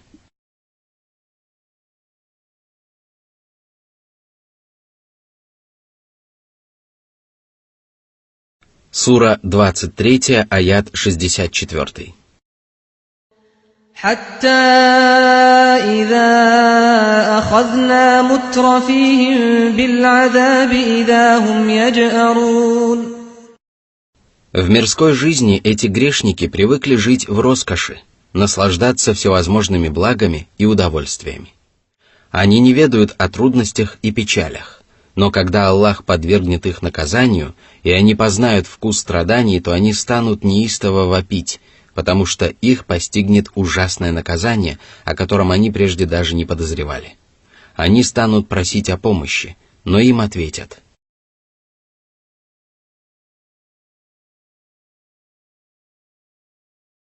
Сура 23, аяты 65-66. لا تجأروا اليوم إنكم منا لا تنصرون قد كانت آياتي تتلى عليكم فكنتم على أعقابكم تنكصون. Если Аллах не окажет им помощи, то они лишатся всякой поддержки. Они не смогут помочь себе, и никто не станет помогать им. Почему же они дошли до такой степени? Словно отвечая на этот вопрос, Аллах поведал, что этим грешникам читались коранические аяты, дабы они могли уверовать в них и признать истину. Однако они не сделали этого. Напротив, они отвернулись от них и попятились назад. Если бы они последовали кораническим аятам, то устремились бы вперед.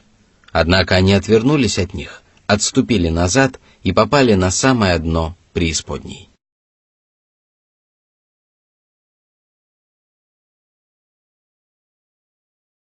Сура 23, аят 67. مستكبرين به سامرا تهجرون. Толкователи Корана утверждали, что местоимение в этом аяте относится к храму. Это может быть храм, о котором часто разговаривали неверующие, или Каба. Заповедный храм стал причиной, по которой они возгордились над остальными людьми. Они называли себя обитателями заповедной земли и считали, что они лучше всех остальных. А вечерами они собирались возле Кабы и заводили разговоры, которые Аллах порицал в священном Коране. Они не только сами отворачивались от Корана, но и призывали окружающих поступать таким образом. Всевышний сообщил, что неверующие говорили друг другу: «Не слушайте этот Коран, а начинайте говорить вздор, опровергайте его любым способом или шумите во время его чтения. Быть может, вы одержите верх». Сура 41, аят 26. Всевышний также сказал: «Неужели вы удивляетесь этому повествованию, смеетесь, а не плачете и забавляетесь? Или поете, или надменно задираете головы?» Сура 53, аят с 59 по 61. Всевышний также сказал: «Или же они говорят: он выдумал его. О нет, просто они не веруют». Сура 52, аят 33. И если они обладали сразу всеми перечисленными низменными качествами, то нет ничего удивительного в том, что они были обречены на страдания. Когда же наказание постигло их, никто не пришел к ним на помощь и не помог им избавиться от лютой кары. Напротив, они услышали порицания за совершенные ими порочные злодеяния.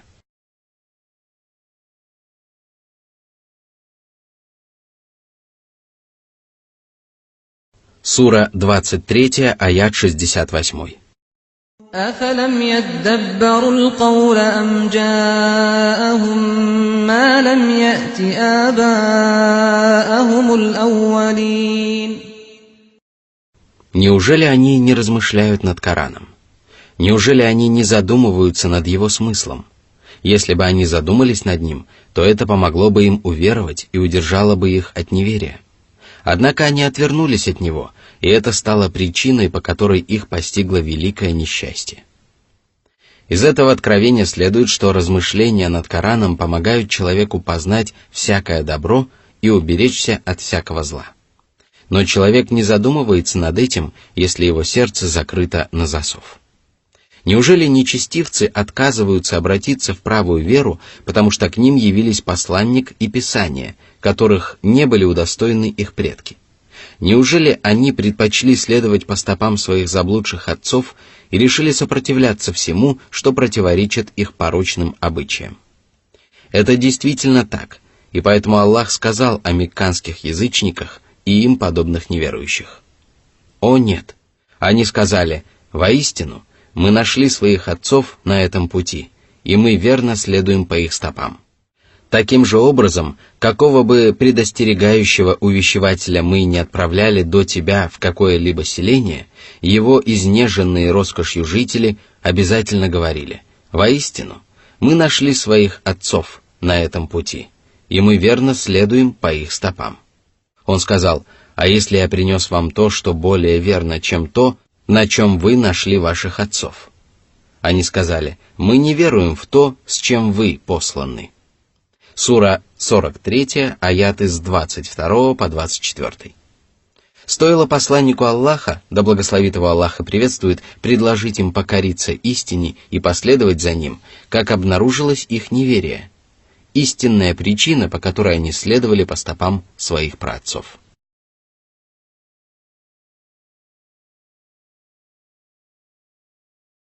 Сура 23, аят 69. أَمْ لَمْ يَعْرِفُوا رَسُولَهُمْ فَهُمْ لَهُ مُنْكِرُونَ. Неужели они отказываются покориться истине, потому что плохо знают пророка Мухаммада, мир ему и благословение Аллаха? Будь это так, они бы сказали: «Мы не знаем этого человека и не убеждены в его правдивости». Погодите, ибо мы должны получше познакомиться с ним и расспросить о нем людей, которые знакомы с ним. Однако все было наоборот, потому что мекканцы прекрасно знали посланника Аллаха, да благословит его Аллах и приветствует. Все пожилые и молодые жители города были осведомлены о его замечательных нравственных качествах, о его правдивости, верности и надежности. До начала его пророческой миссии они называли его Аль-Амин, что означает «верный». Почему же тогда они отказались поверить ему, когда он начал проповедовать очевидную истину и явную правду?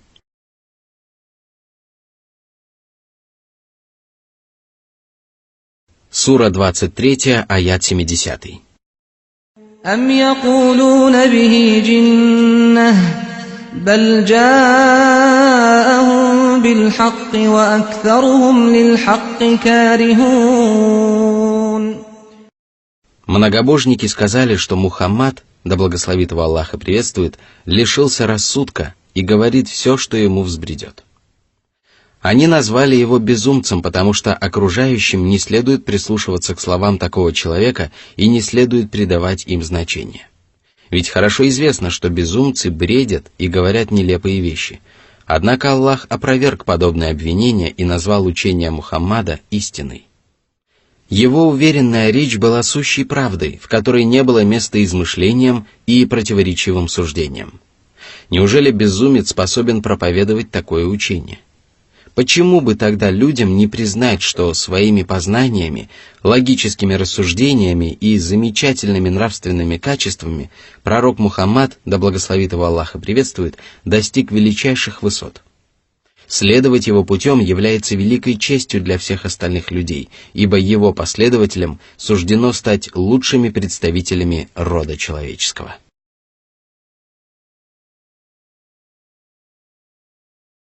Сура 23, аят 71.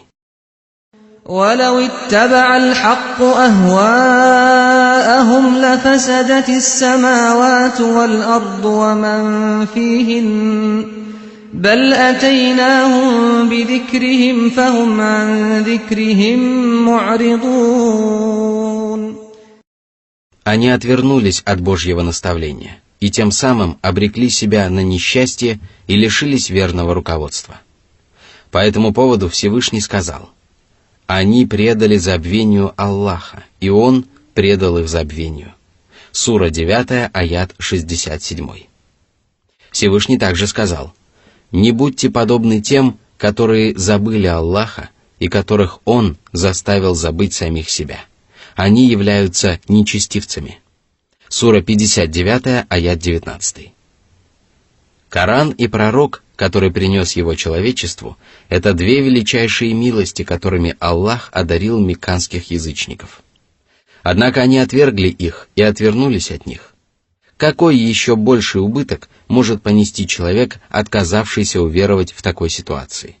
И что ожидает его впереди, кроме величайшего урона? Сура 23, аят 72. أم تسألهم خرجا فخراج ربك خير وهو خير الرازقين. О Мухаммад! Неужели они отказываются последовать за тобой, потому что ты просишь у них за свои проповеди вознаграждения, которое обременительно для них? Если бы ты требовал от них вознаграждения или взимал с них подать, то следование твоим путем было бы непосильным для них. Однако это не так, поскольку вознаграждение твоего Господа превыше всего остального. Именно поэтому каждый Божий пророк неоднократно говорил своим соплеменникам: «О мой народ! Я не прошу у вас за это награды, ибо вознаградит меня тот, кто создал меня. И неужели вы не разумеете?» Сура 11, аят 51.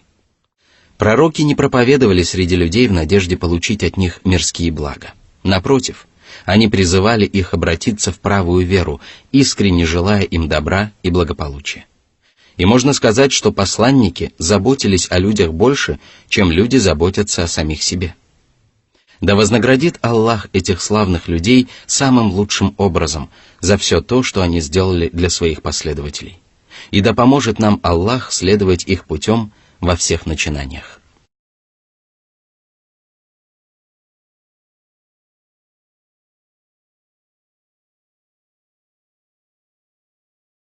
Сура 23, аяты 73-74.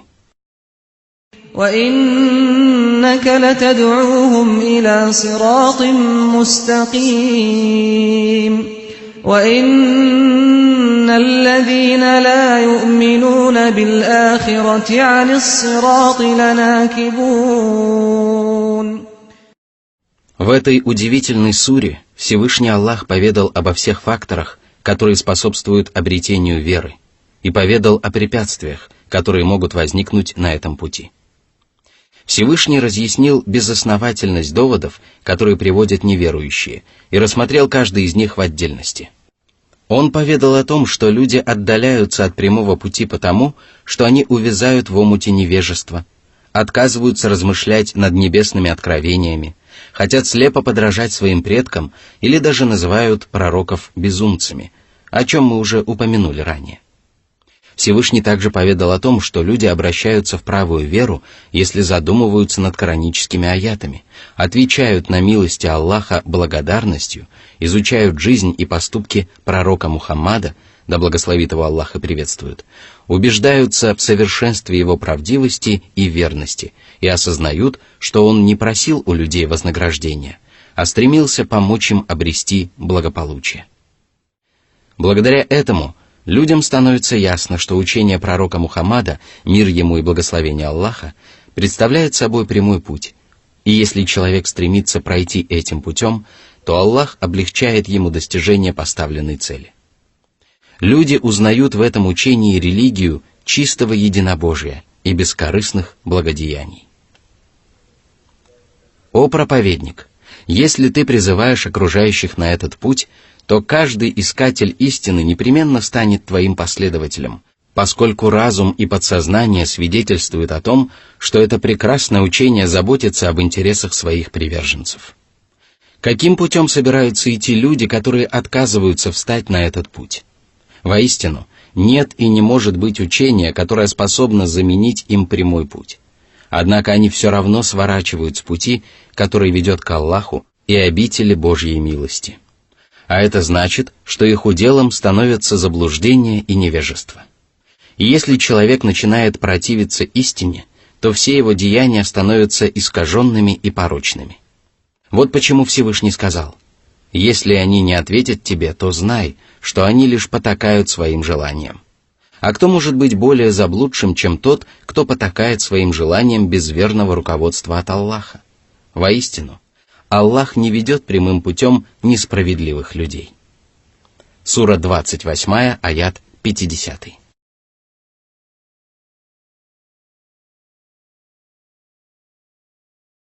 Сура 23, аят 75.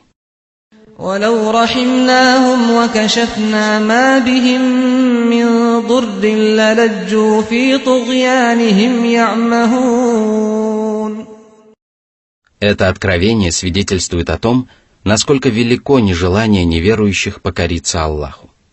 Когда их постигает зло, они обращаются к Аллаху с мольбой избавить их от несчастья. Аллах подвергает их такому испытанию для того, чтобы они уверовали или обратились к Нему за помощью.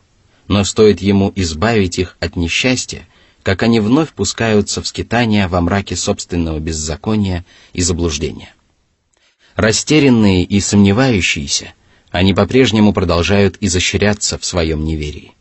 Всевышний поведал о том, что таким образом неверующие поступают, когда садятся на корабль. Оказавшись в море, они начинают искренне взывать к одному Аллаху, забывая обо всех богах, которым они поклонялись прежде. Но стоит им благополучно выбраться на берег, как они возвращаются к поклонению вымышленным богам и прочим грехам.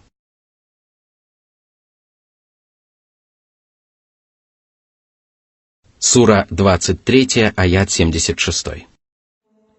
وَلَقَدْ أَخَذْنَاهُمْ بِالْعَذَابِ فَمَا اسْتَكَانُوا لِرَبِّهِمْ وَمَا يَتَضَرَّعُونَ.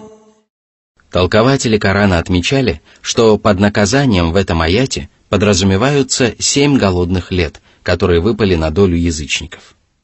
Аллах подверг их такому испытанию для того, чтобы они уверовали и смирились перед Ним. Однако это не принесло им никакой пользы, поскольку ни один из них не встал на путь спасения, не смирился перед Аллахом и не признал своей зависимости от Него. Они унизились перед Ним лишь на некоторое время, но очень скоро позабыли об этом, словно несчастье никогда не постигало их. Они предпочли по-прежнему исповедовать неверие и заблуждение, но не приняли во внимание то, что впереди их ожидает наказание, от которого нет избавления. И поэтому далее Всевышний сказал: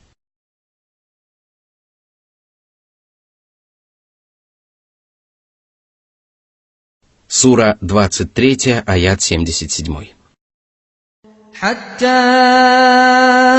إذا فتحنا عليهم بابا ذا عذاب شديد إذا هم فيه مبلسون.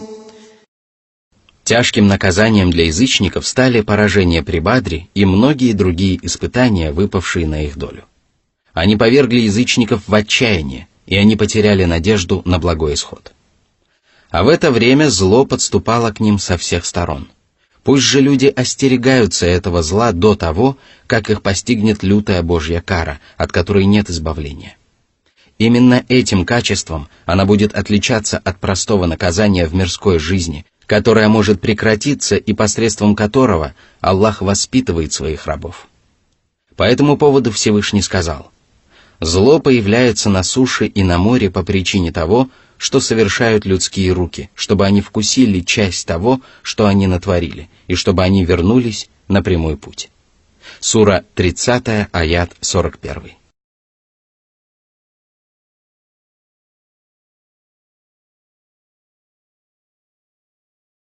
Сура 23, аят 78. وهو الذي أنشأ لكم السمع والأبصار والأفئدة قليلا ما تشكرون. Всевышний поведал своим рабам о тех милостях, которыми Он одарил их и которые побуждают людей благодарить Аллаха и исправно выполнять свои обязанности перед Ним. Аллах наделил людей слухом для того, чтобы они могли слышать звуки и извлекать из этого пользу для своей религии и мирской жизни. Он также наделил людей зрением для того, чтобы они могли видеть окружающий мир и использовать его в собственных интересах. Он также наделил людей сердцами и разумом, благодаря которому они постигают происходящее вокруг и отличаются от животных. Представьте себе, каким было бы состояние человека, если бы он был лишен слуха, зрения и разума. Представьте себе глухого, слепого и немого человека, который лишен жизненно важных способностей и совершенства. Неужели вы не возблагодарите того, кто одарил вас этими милостями? Неужели вы не станете поклоняться и повиноваться только Ему одному? Как же ничтожна ваша благодарность по сравнению с теми щедротами, которыми Аллах непрерывно одаряет вас.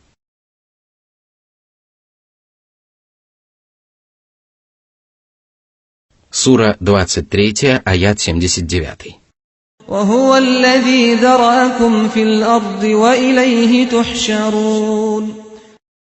Всевышний поселил вас в различных уголках земли и одарил вас способностью добывать все, что необходимо для вашего существования и может принести вам пользу. Этих благ достаточно для того, чтобы вы благоустроили свою мирскую жизнь и поклонялись своему Господу.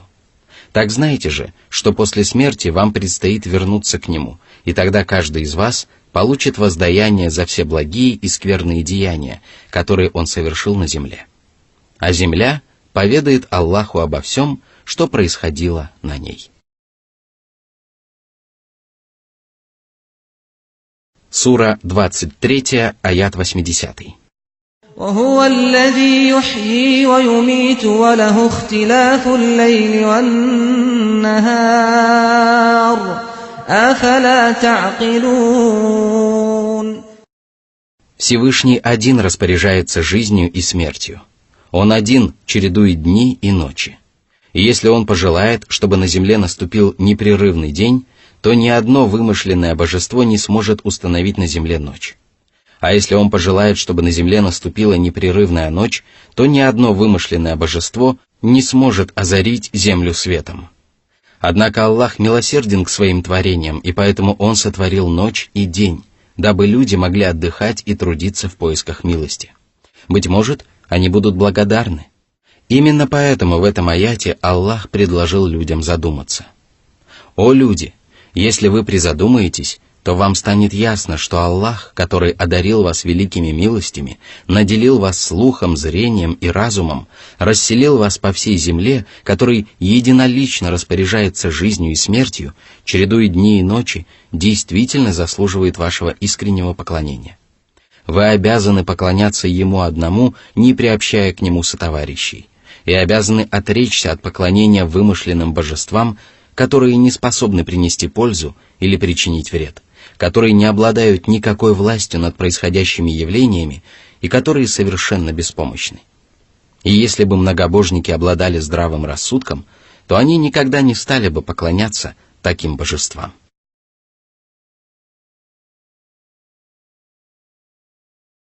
Сура 23, аяты 81-82. بل قالوا مثل ما قال الأولون قالوا أإذا متنا وكنا ترابا وعظاما أإنا لمبعوثون. Нынешние неверующие следуют по стопам своих неверующих предшественников, которые отрицали воскрешение и считали его крайне невероятным. Они не могут представить себе, каким образом люди будут воскрешены после того, как превратятся в прах и кости. А еще они говорят: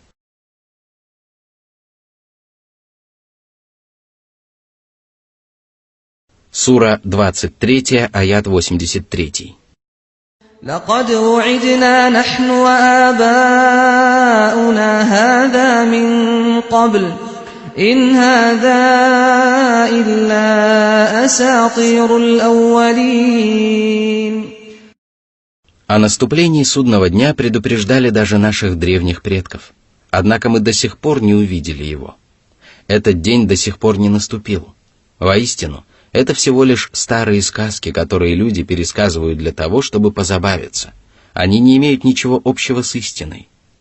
Да осрамит их Аллах. Они сочли ложью воскрешения, несмотря на то, что Аллах явил им удивительные знамения, которые намного больше самого воскрешения или, по крайней мере, не уступают ему. По этому поводу Всевышний сказал: «Воистину, сотворение небес и земли есть нечто более великое, чем сотворение людей, но большинство людей не знает этого». Сура 40, аят 57. Всевышний также сказал: «Неужели человек не видит, что мы сотворили его из капли? И вот он открыто припирается. Он привел нам притчу и забыл о своем сотворении. Он сказал: кто оживит кости, которые истлели? Скажи: оживит их тот, кто создал их в первый раз. Он ведает о всяком творении. Он создал для вас огонь из зеленого дерева, и теперь вы разжигаете огонь от него». Сура 36, аяты с 77 по 80. Всевышний также сказал: «Ты видишь безжизненную землю, но стоит нам ниспослать на нее воду, как она приходит в движение, набухает и порождает всякие прекрасные растения. Это происходит потому, что Аллах является истиной, оживляет мертвых и способен на всякую вещь, потому что час, в котором нет сомнения, непременно наступит, и потому что Аллах воскресит тех, кто в могилах». Сура 22, аяты с 5 по 7.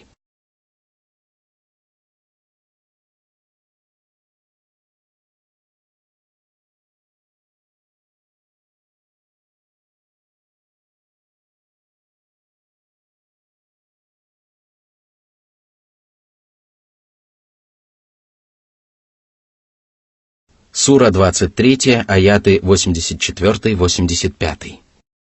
قل لمن الأرض ومن فيها إن كنتم تعلمون سيقولون لله قل أفلا تذكرون. О Мухаммад! Обратись к неверующим, которые отказываются признать истинность воскрешения и приравнивают к Аллаху некоторые творения. Используй то, что они признают Аллаха единственным Господом и правителем Вселенной, для того, чтобы убедить их в том, что Аллах также является единственным Богом, который заслуживает поклонения.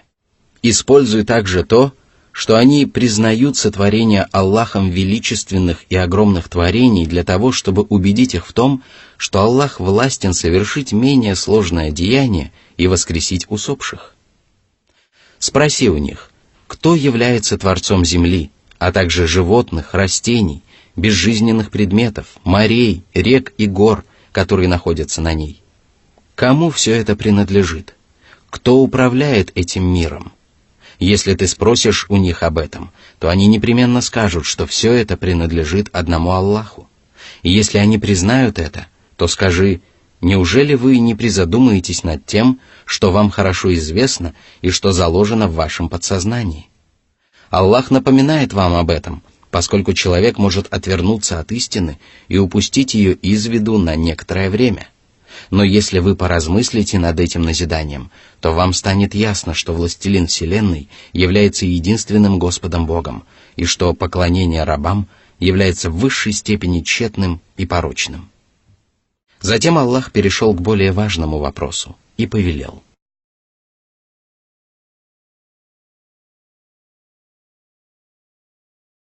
Сура 23, аяты 86-87. قل من رب السماوات السبع ورب العرش العظيم سيقولون لله قل أفلا تتقون. О Мухаммад, спроси их, кто господствует над небесами и разбросанными по ним могучими светилами, а также движущимися и неподвижными планетами? Кто господствует над троном, самым возвышенным, самым огромным и самым великим творением? Кто сотворил эти создания и управляет ими по своему усмотрению? Они непременно признают, что Аллах является единственным Господом этих творений. Тогда скажи им: неужели вы не перестанете поклоняться беспомощным творениям и не устрашитесь великого Господа, власть и могущество которого безграничны? Это откровение свидетельствует о том, что посланник Аллаха, мир ему и благословение Аллаха, был добр и снисходителен к своим собеседникам. Он словно предлагал им устрашиться Аллаха, предлагал им сделать собственный выбор, потому что такой подход всегда вызывает у людей явное восхищение. Затем Аллах перешел к еще более важному вопросу и повелел: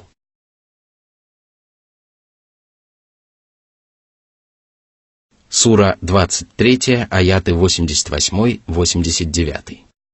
قل من بيده ملكوت كل شيء وهو يجير ولا يجار عليه إن كنتم تعلمون سيقولون لله قل فأنى تسحرون.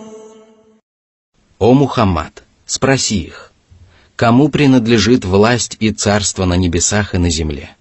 Кому принадлежат все зримые и незримые творения? Кто защищает своих рабов от зла и оберегает их от любых опасностей и неприятностей? Кто является единственным существом, от которого невозможно уберечься, предопределение которого невозможно избежать и заступиться перед которым можно только с его дозволения? Они непременно признают, что Аллах является единственным властелином всего сущего, который способен защитить своих рабов от зла и от которого невозможно уберечься. Тогда заставь их признаться в том, что они были обмануты. Скажи им: о чем вы думали, когда поклонялись идолам, зная о том, что они являются совершенно беспомощными и что они не обладают самостоятельной властью и не разделяют власть с Аллахом? Как вы могли отказаться от искреннего служения великому и всемогущему царю, который распоряжается всем происходящим во Вселенной? Если ваши умы подтолкнули вас на этот путь, то вы были глубоко обмануты. Вне всякого сомнения, сатана обольстил вас и ввел в заблуждение. Он приукрасил в ваших глазах этот путь и представил вам ложь истиной. Он очаровал ваши умы, подобно тому, как колдуны и чародеи очаровывают взоры смотрящих. Сура 23, аят 90. بل أتيناهم بالحق وإنهم لكاذبون. Всевышний явил неверующим истину, которая содержит в себе правдивые повествования, а также справедливые повеления и запреты. Эта истина заслуживает того, чтобы люди повиновались ей и руководствовались ею, однако неверующие отказываются признать ее. Они поступают таким образом, хотя не имеют ничего, что могло бы заменить истину. Их воззрения складываются из лжи и несправедливости, и поэтому Аллах назвал их лжецами.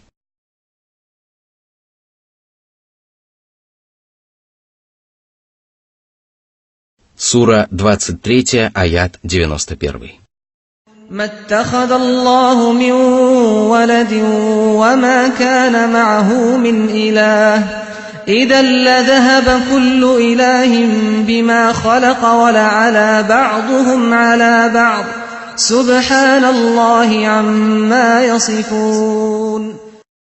Выявить ложь можно благодаря откровениям Аллаха, повествованиям Божьих посланников и правильных логических рассуждений, и поэтому Всевышний Аллах обратил внимание своих рабов на логический аргумент, который исключает существование двух богов.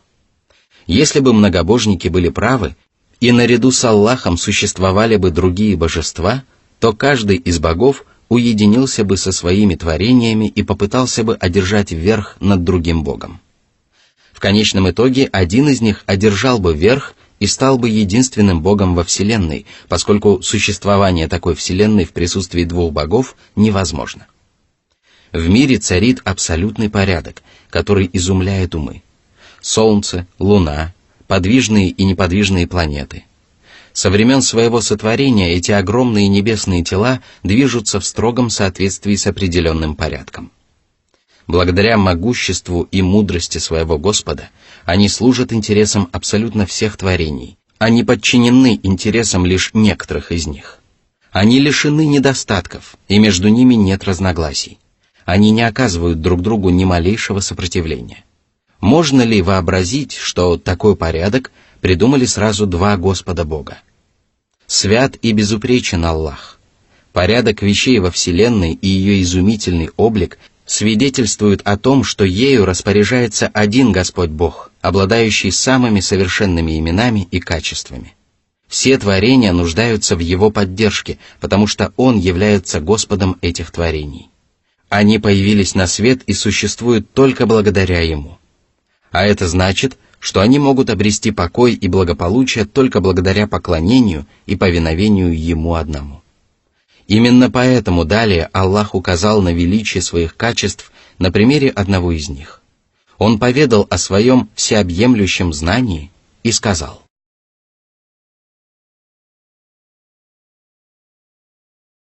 Сура 23, аят 92.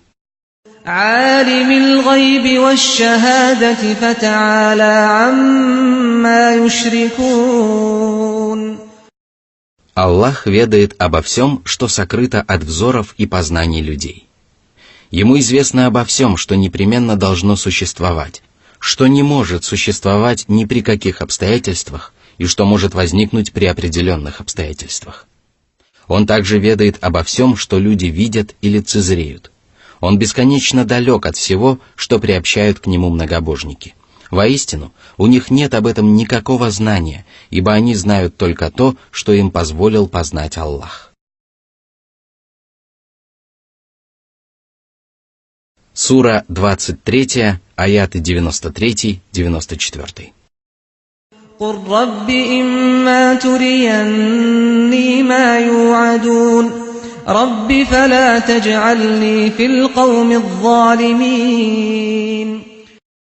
После того, как неверующие отказались признать великие доказательства, которые им показал Аллах, и не придали им никакого значения, Всевышний Аллах обещал подвергнуть их наказанию и предписал своему посланнику сказать: «Господи, если Ты пожелаешь, чтобы я увидел обещанное им наказание или присутствовал при этом, то помилуй меня и сохрани.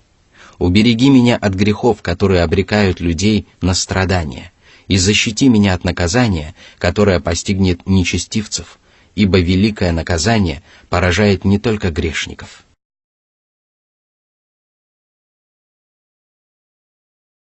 Сура 23, аят 95.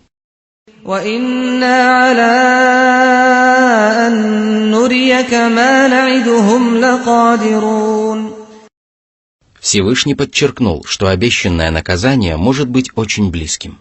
И если Аллах откладывает его, то Он поступает таким образом, потому что этого требует божественная мудрость, а не потому что Он не способен тотчас наказать грешников.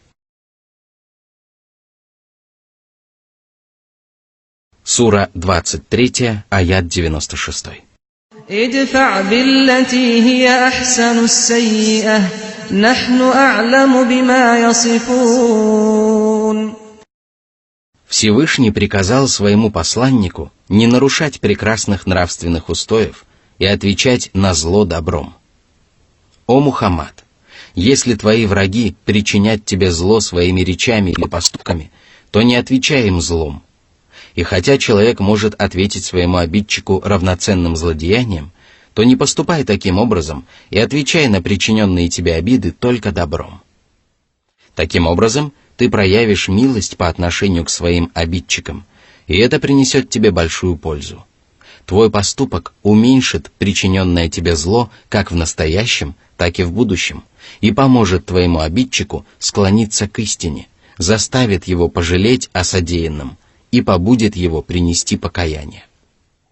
Человек, который прощает своих обидчиков, является добродетельным, потому что он одерживает верх над своим врагом, сатаной, и заслуживает вознаграждения своего Господа. По этому поводу Всевышний сказал: «Воздаянием за зло является равноценное зло, но если кто простит и установит мир, то его награда будет за Аллахом». Сура 42, аят 40. Всевышний также сказал: «Не равны добро и зло. Оттолкни зло тем, что лучше, и тогда тот, с кем ты враждуешь, станет для тебя словно близкий любящий родственник. Но не будет это даровано никому, кроме тех, кто проявляет терпение, и не будет это даровано никому, кроме тех, кто обладает великой долей». Сура 41, аяты 34-35. О Мухаммад! Нам прекрасно известны их слова, преисполненные неверия и отрицания истины. Мы доподлинно знаем об этом, но проявляем терпение и выдержку. Мы даруем им отсрочку, несмотря на то, что они отвергают нас и не хотят верить нам. А посему тебе также надлежит терпеливо сносить их слова и делать им только добро. Такова обязанность раба по отношению к людям, которые причиняют ему зло. Что же касается дьяволов, которые причиняют зло рабам Аллаха, то делать им добро не имеет смысла, потому что дьяволы призывают своих приспешников только к тому, чтобы те стали обитателями пылающего огня. И поэтому обязанностью рабов по отношению к дьяволам является выполнение следующего предписания Аллаха.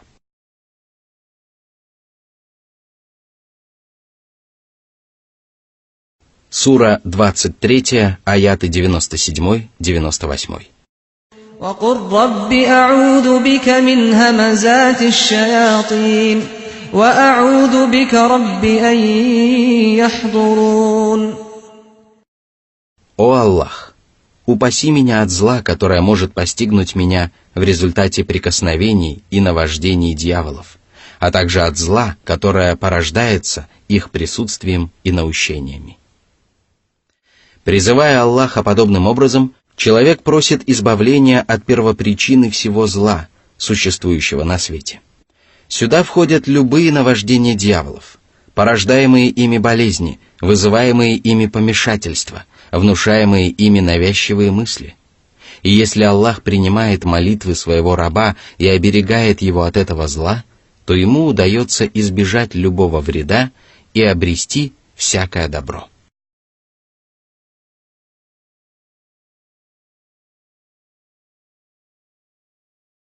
Сура 23, аяты 99-100. حتى إذا جاء أحدهم الموت قال رب ارجعون لعلي أعمل صالحا فيما تركت كلا إنها كلمة هو قائلها ومن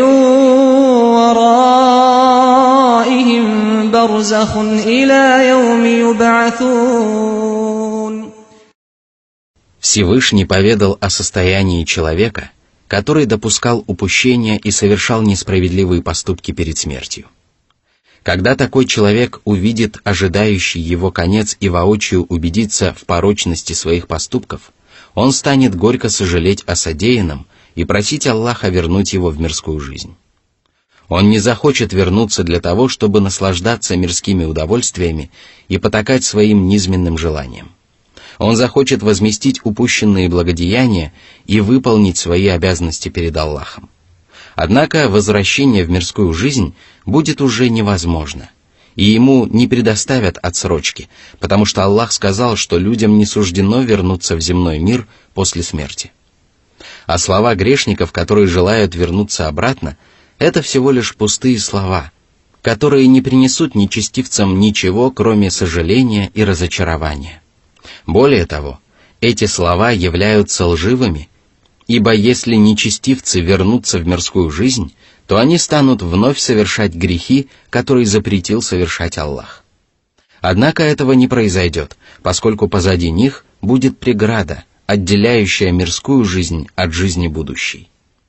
В этом временном пространстве покорные праведники будут получать удовольствие, а непокорные грешники будут вкушать наказание, которое продлится с момента смерти и погребения в могилу до наступления судного дня.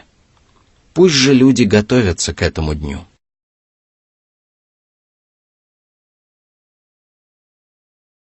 Сура 23, аят 101. فإذا نفخ في الصور فلا أنساب بينهم يومئذ ولا يتساءلون. Всевышний поведал об ужасе судного дня и тех страшных и тревожных событиях, которые произойдут в этот день. Когда раздастся трубный глас, возвещающий о начале воскрешения, все люди будут собраны на ристалище. Они придут в такой ужас, что позабудут даже о своих родственных узах. Безусловно, связи между родственниками бывают самыми прочными, и если даже такие связи разорвутся в день воскресения, то что тогда говорить обо всем остальном? Люди не будут спрашивать друг друга о делах, потому что каждого человека будет заботить только его собственная судьба. Никто не будет уверен в том, сможет он обрести спасение, после которого его никогда больше не постигнет печаль, или же его поразит несчастье, после которого он никогда больше не познает радости. Всевышний сказал: «Грешник пожелает откупиться от мучений того дня своими сыновьями, своей супругой и своим братом, своим родом, который укрывал его, и всеми обитателями земли, чтобы затем спастись». Сура 70, аяты с 11 по 14. Всевышний также сказал: «Когда же раздастся оглушительный глас, в тот день человек бросит своего брата, свою мать и своего отца, свою жену и своих сыновей, ибо у каждого человека своих забот будет сполна». Сура 80, аяты с 33 по 37. Сура 23, аят 102. فمن ثقلت موازينه فأولئك هم المفلحون. فمن ثقلت موازينه فأولئك هم المفلحون. В день воскресения наступят события, каждая из которых в отдельности будет усугублять печаль неверующих и ложиться на их плечи великим бременем. Одним из таких событий будет водружение весов, на которых будут взвешены деяния рабов. Каждый человек будет рассужен по справедливости и увидит все свои добрые и злые деяния, даже если они окажутся весом в пылинку. И если праведные деяния человека перевесят его злодеяния, то он окажется среди преуспевших, которые спасутся от адского пламени, получат заслуженное вознаграждение в раю и будут удостоены самой прекрасной похвалы.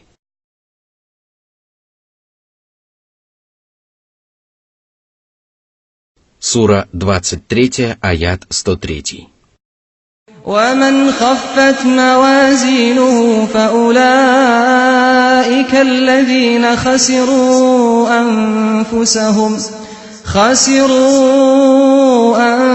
أنفسهم في جهنم خالدون. Если грехи человека перевесят его благодеяния, а проступки одолеют его праведные дела, то он окажется в величайшем убытке. Любой другой урон по сравнению с этим является незначительным, потому что величайший урон в день воскресения невозможно поправить и восполнить.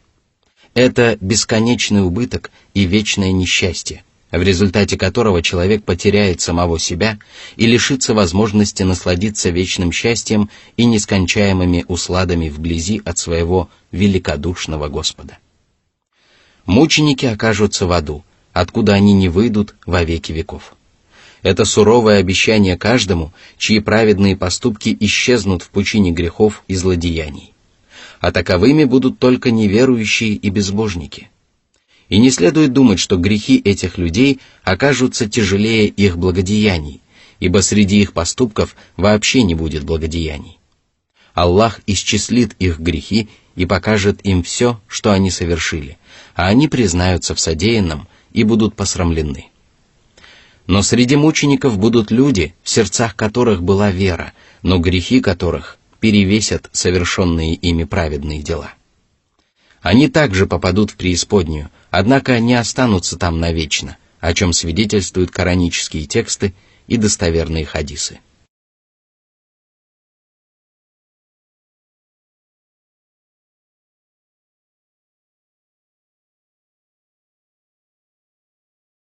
Сура 23, аят 104. تلفح وجوههم النار وهم فيها كالحون. Всевышний поведал о скверном исходе безбожников, лица которых будут окутаны адским пламенем.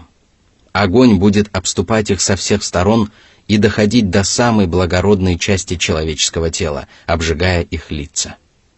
Выпавшие на их долю страдания сделают их лица хмурыми, а губы — скорченными. А в качестве порицания им будет сказано: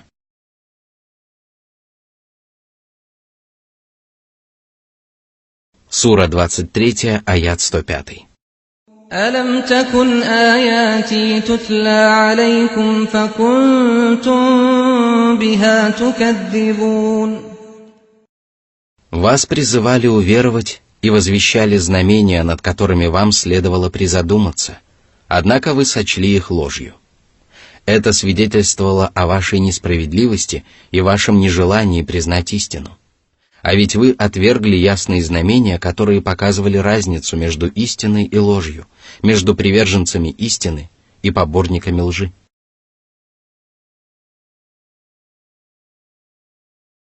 Сура 23, аят 106. قالوا ربنا غلبت علينا شقوتنا وكنا قوما ضالين.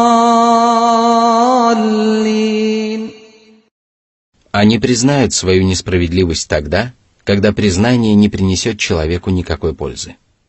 Они осознают, что причиной их несчастья стали несправедливость, отвращение от истины, стремление к тому, что причиняет вред, и отказ от всего, что приносит пользу. Они назовут себя людьми заблудшими, хотя им будет прекрасно известно, что в действительности они также являются людьми несправедливыми и нечестивыми. Они признаются в том, что в мирской жизни они совершали порочные, неправильные и глупые деяния. В другом откровении сообщается, что мученики ада скажут: «Если бы мы прислушивались и были рассудительны, то не оказались бы среди обитателей пламени». Сура 67, аят 10.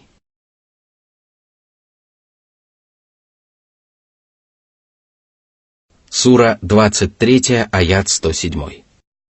ربنا أخرجنا منها فإن عدنا فإنا ظالمون. Эти слова нечестивцев будут лживыми, ибо Всевышний Аллах сказал: «Если бы их вернули обратно, то они непременно вернулись бы к тому, что им было запрещено. Воистину, они лжецы».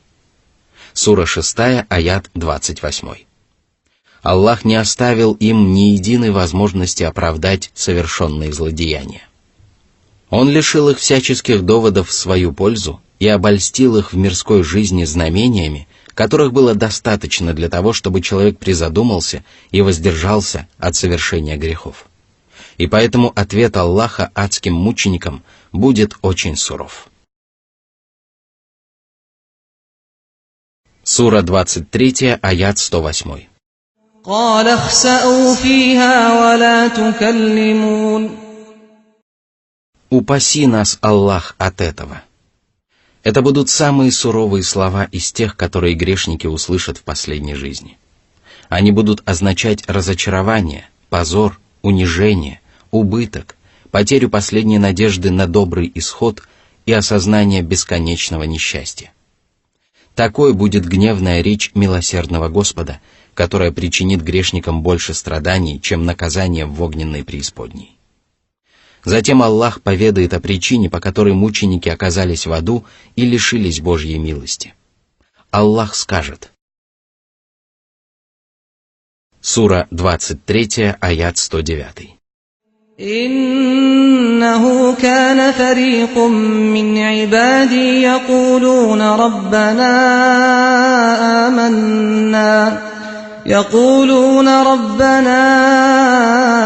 آمنا فاغفر لنا وارحمنا وأنت خير الراحمين. Эти праведники не только обрели веру, которая обязывала их совершать праведные деяния, но и молили своего Господа о прощении и милости. Они пытались приблизиться к Аллаху, благодаря Его за дарованную им правую веру и признавая Его господство, безграничное милосердие и всеобъемлющую добродетель. Безусловно, все это свидетельствует об их смирении, покорности, богобоязненности и надежде на Аллаха.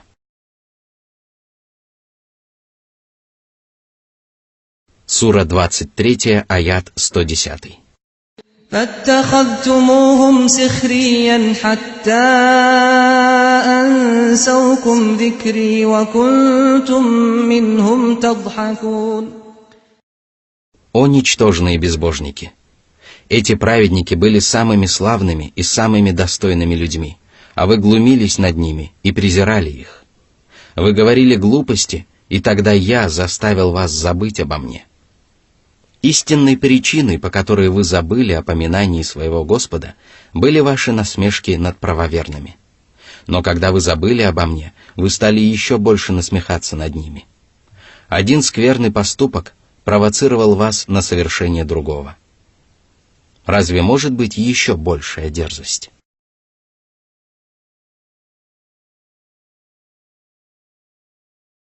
Сура 23, аят 111. إني جزيتهم اليوم بما صبروا أنهم هم الفائزون. Я вознаградил их за то, что они повиновались мне и терпели причиняемые вами обиды. Сегодня они пребудут возле меня и будут наслаждаться вечным блаженством и избавлением от адского пламени. В другом кораническом аяте говорится: в тот день верующие будут смеяться над неверующими и созерцать на ложах. Разве неверующие не получат воздаяние за то, что они совершали? Сура 83, аяты с 34 по 36.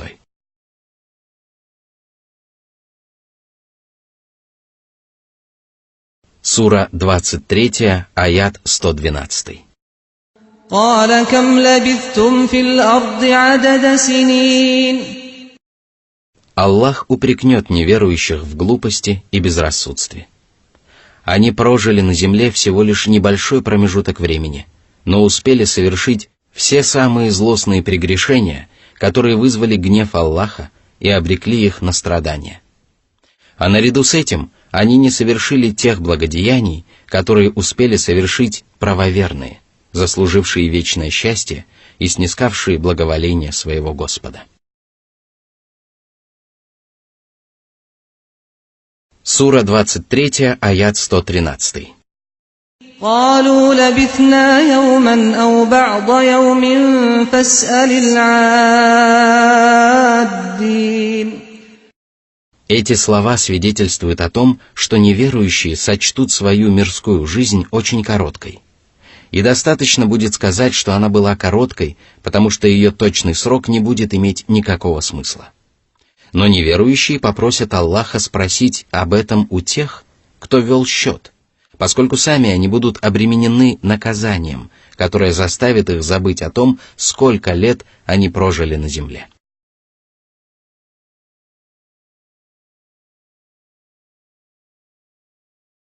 Сура 23, аяты 114-115. قال إن لبثتم إلا قليلا لو أنكم كنتم تعلمون أفحسبتم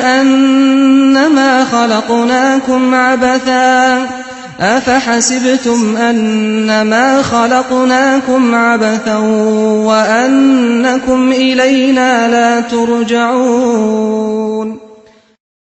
Вы прожили короткую жизнь, и неважно, знаете вы точный счет прожитым дням или нет. Неужели вы полагали, что мы сотворили вас понапрасну?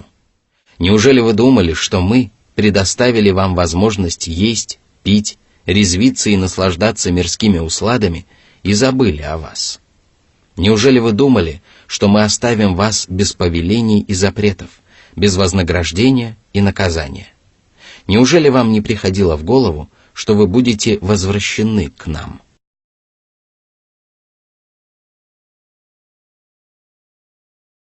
Сура 23, аят 116.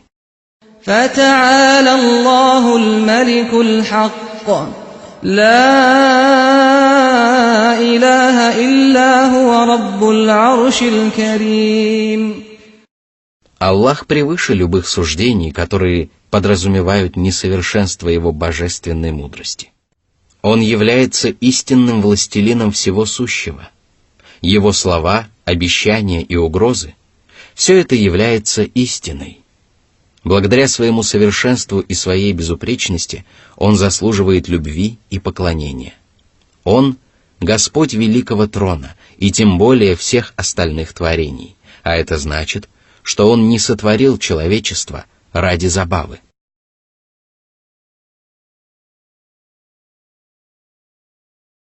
Сура 23, аят 117. ومن يدع مع الله إلها آخر لا برهان له به فإنما حسابه عند ربه إنه لا يفلح الكافرون. Всякий, кто молится наряду с Аллахом другим божествам, не опирается при этом на убедительные доводы и доказательства, которые бы подтверждали его правоту. Это правило справедливо при любых обстоятельствах. Нет и не может быть доводов в пользу поклонения кому-либо, кроме Аллаха. Напротив, любые убедительные доводы свидетельствуют о порочности и тщетности поклонения вымышленным богам. Если человек отворачивается от этих доводов, то он проявляет несправедливость и упрямство. А когда он предстанет перед своим Господом, то получит воздаяние за свои поступки. И тогда выяснится, что у него нет доли в счастливом уделе, потому что он является неверующим. А неверующие никогда не преуспеют, ибо неверие является непреодолимой преградой на пути к успеху.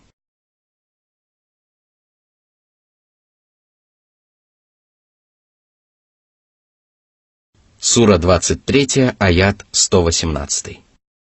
وقل رب اغفر وارحم وأنت خير الراحمين.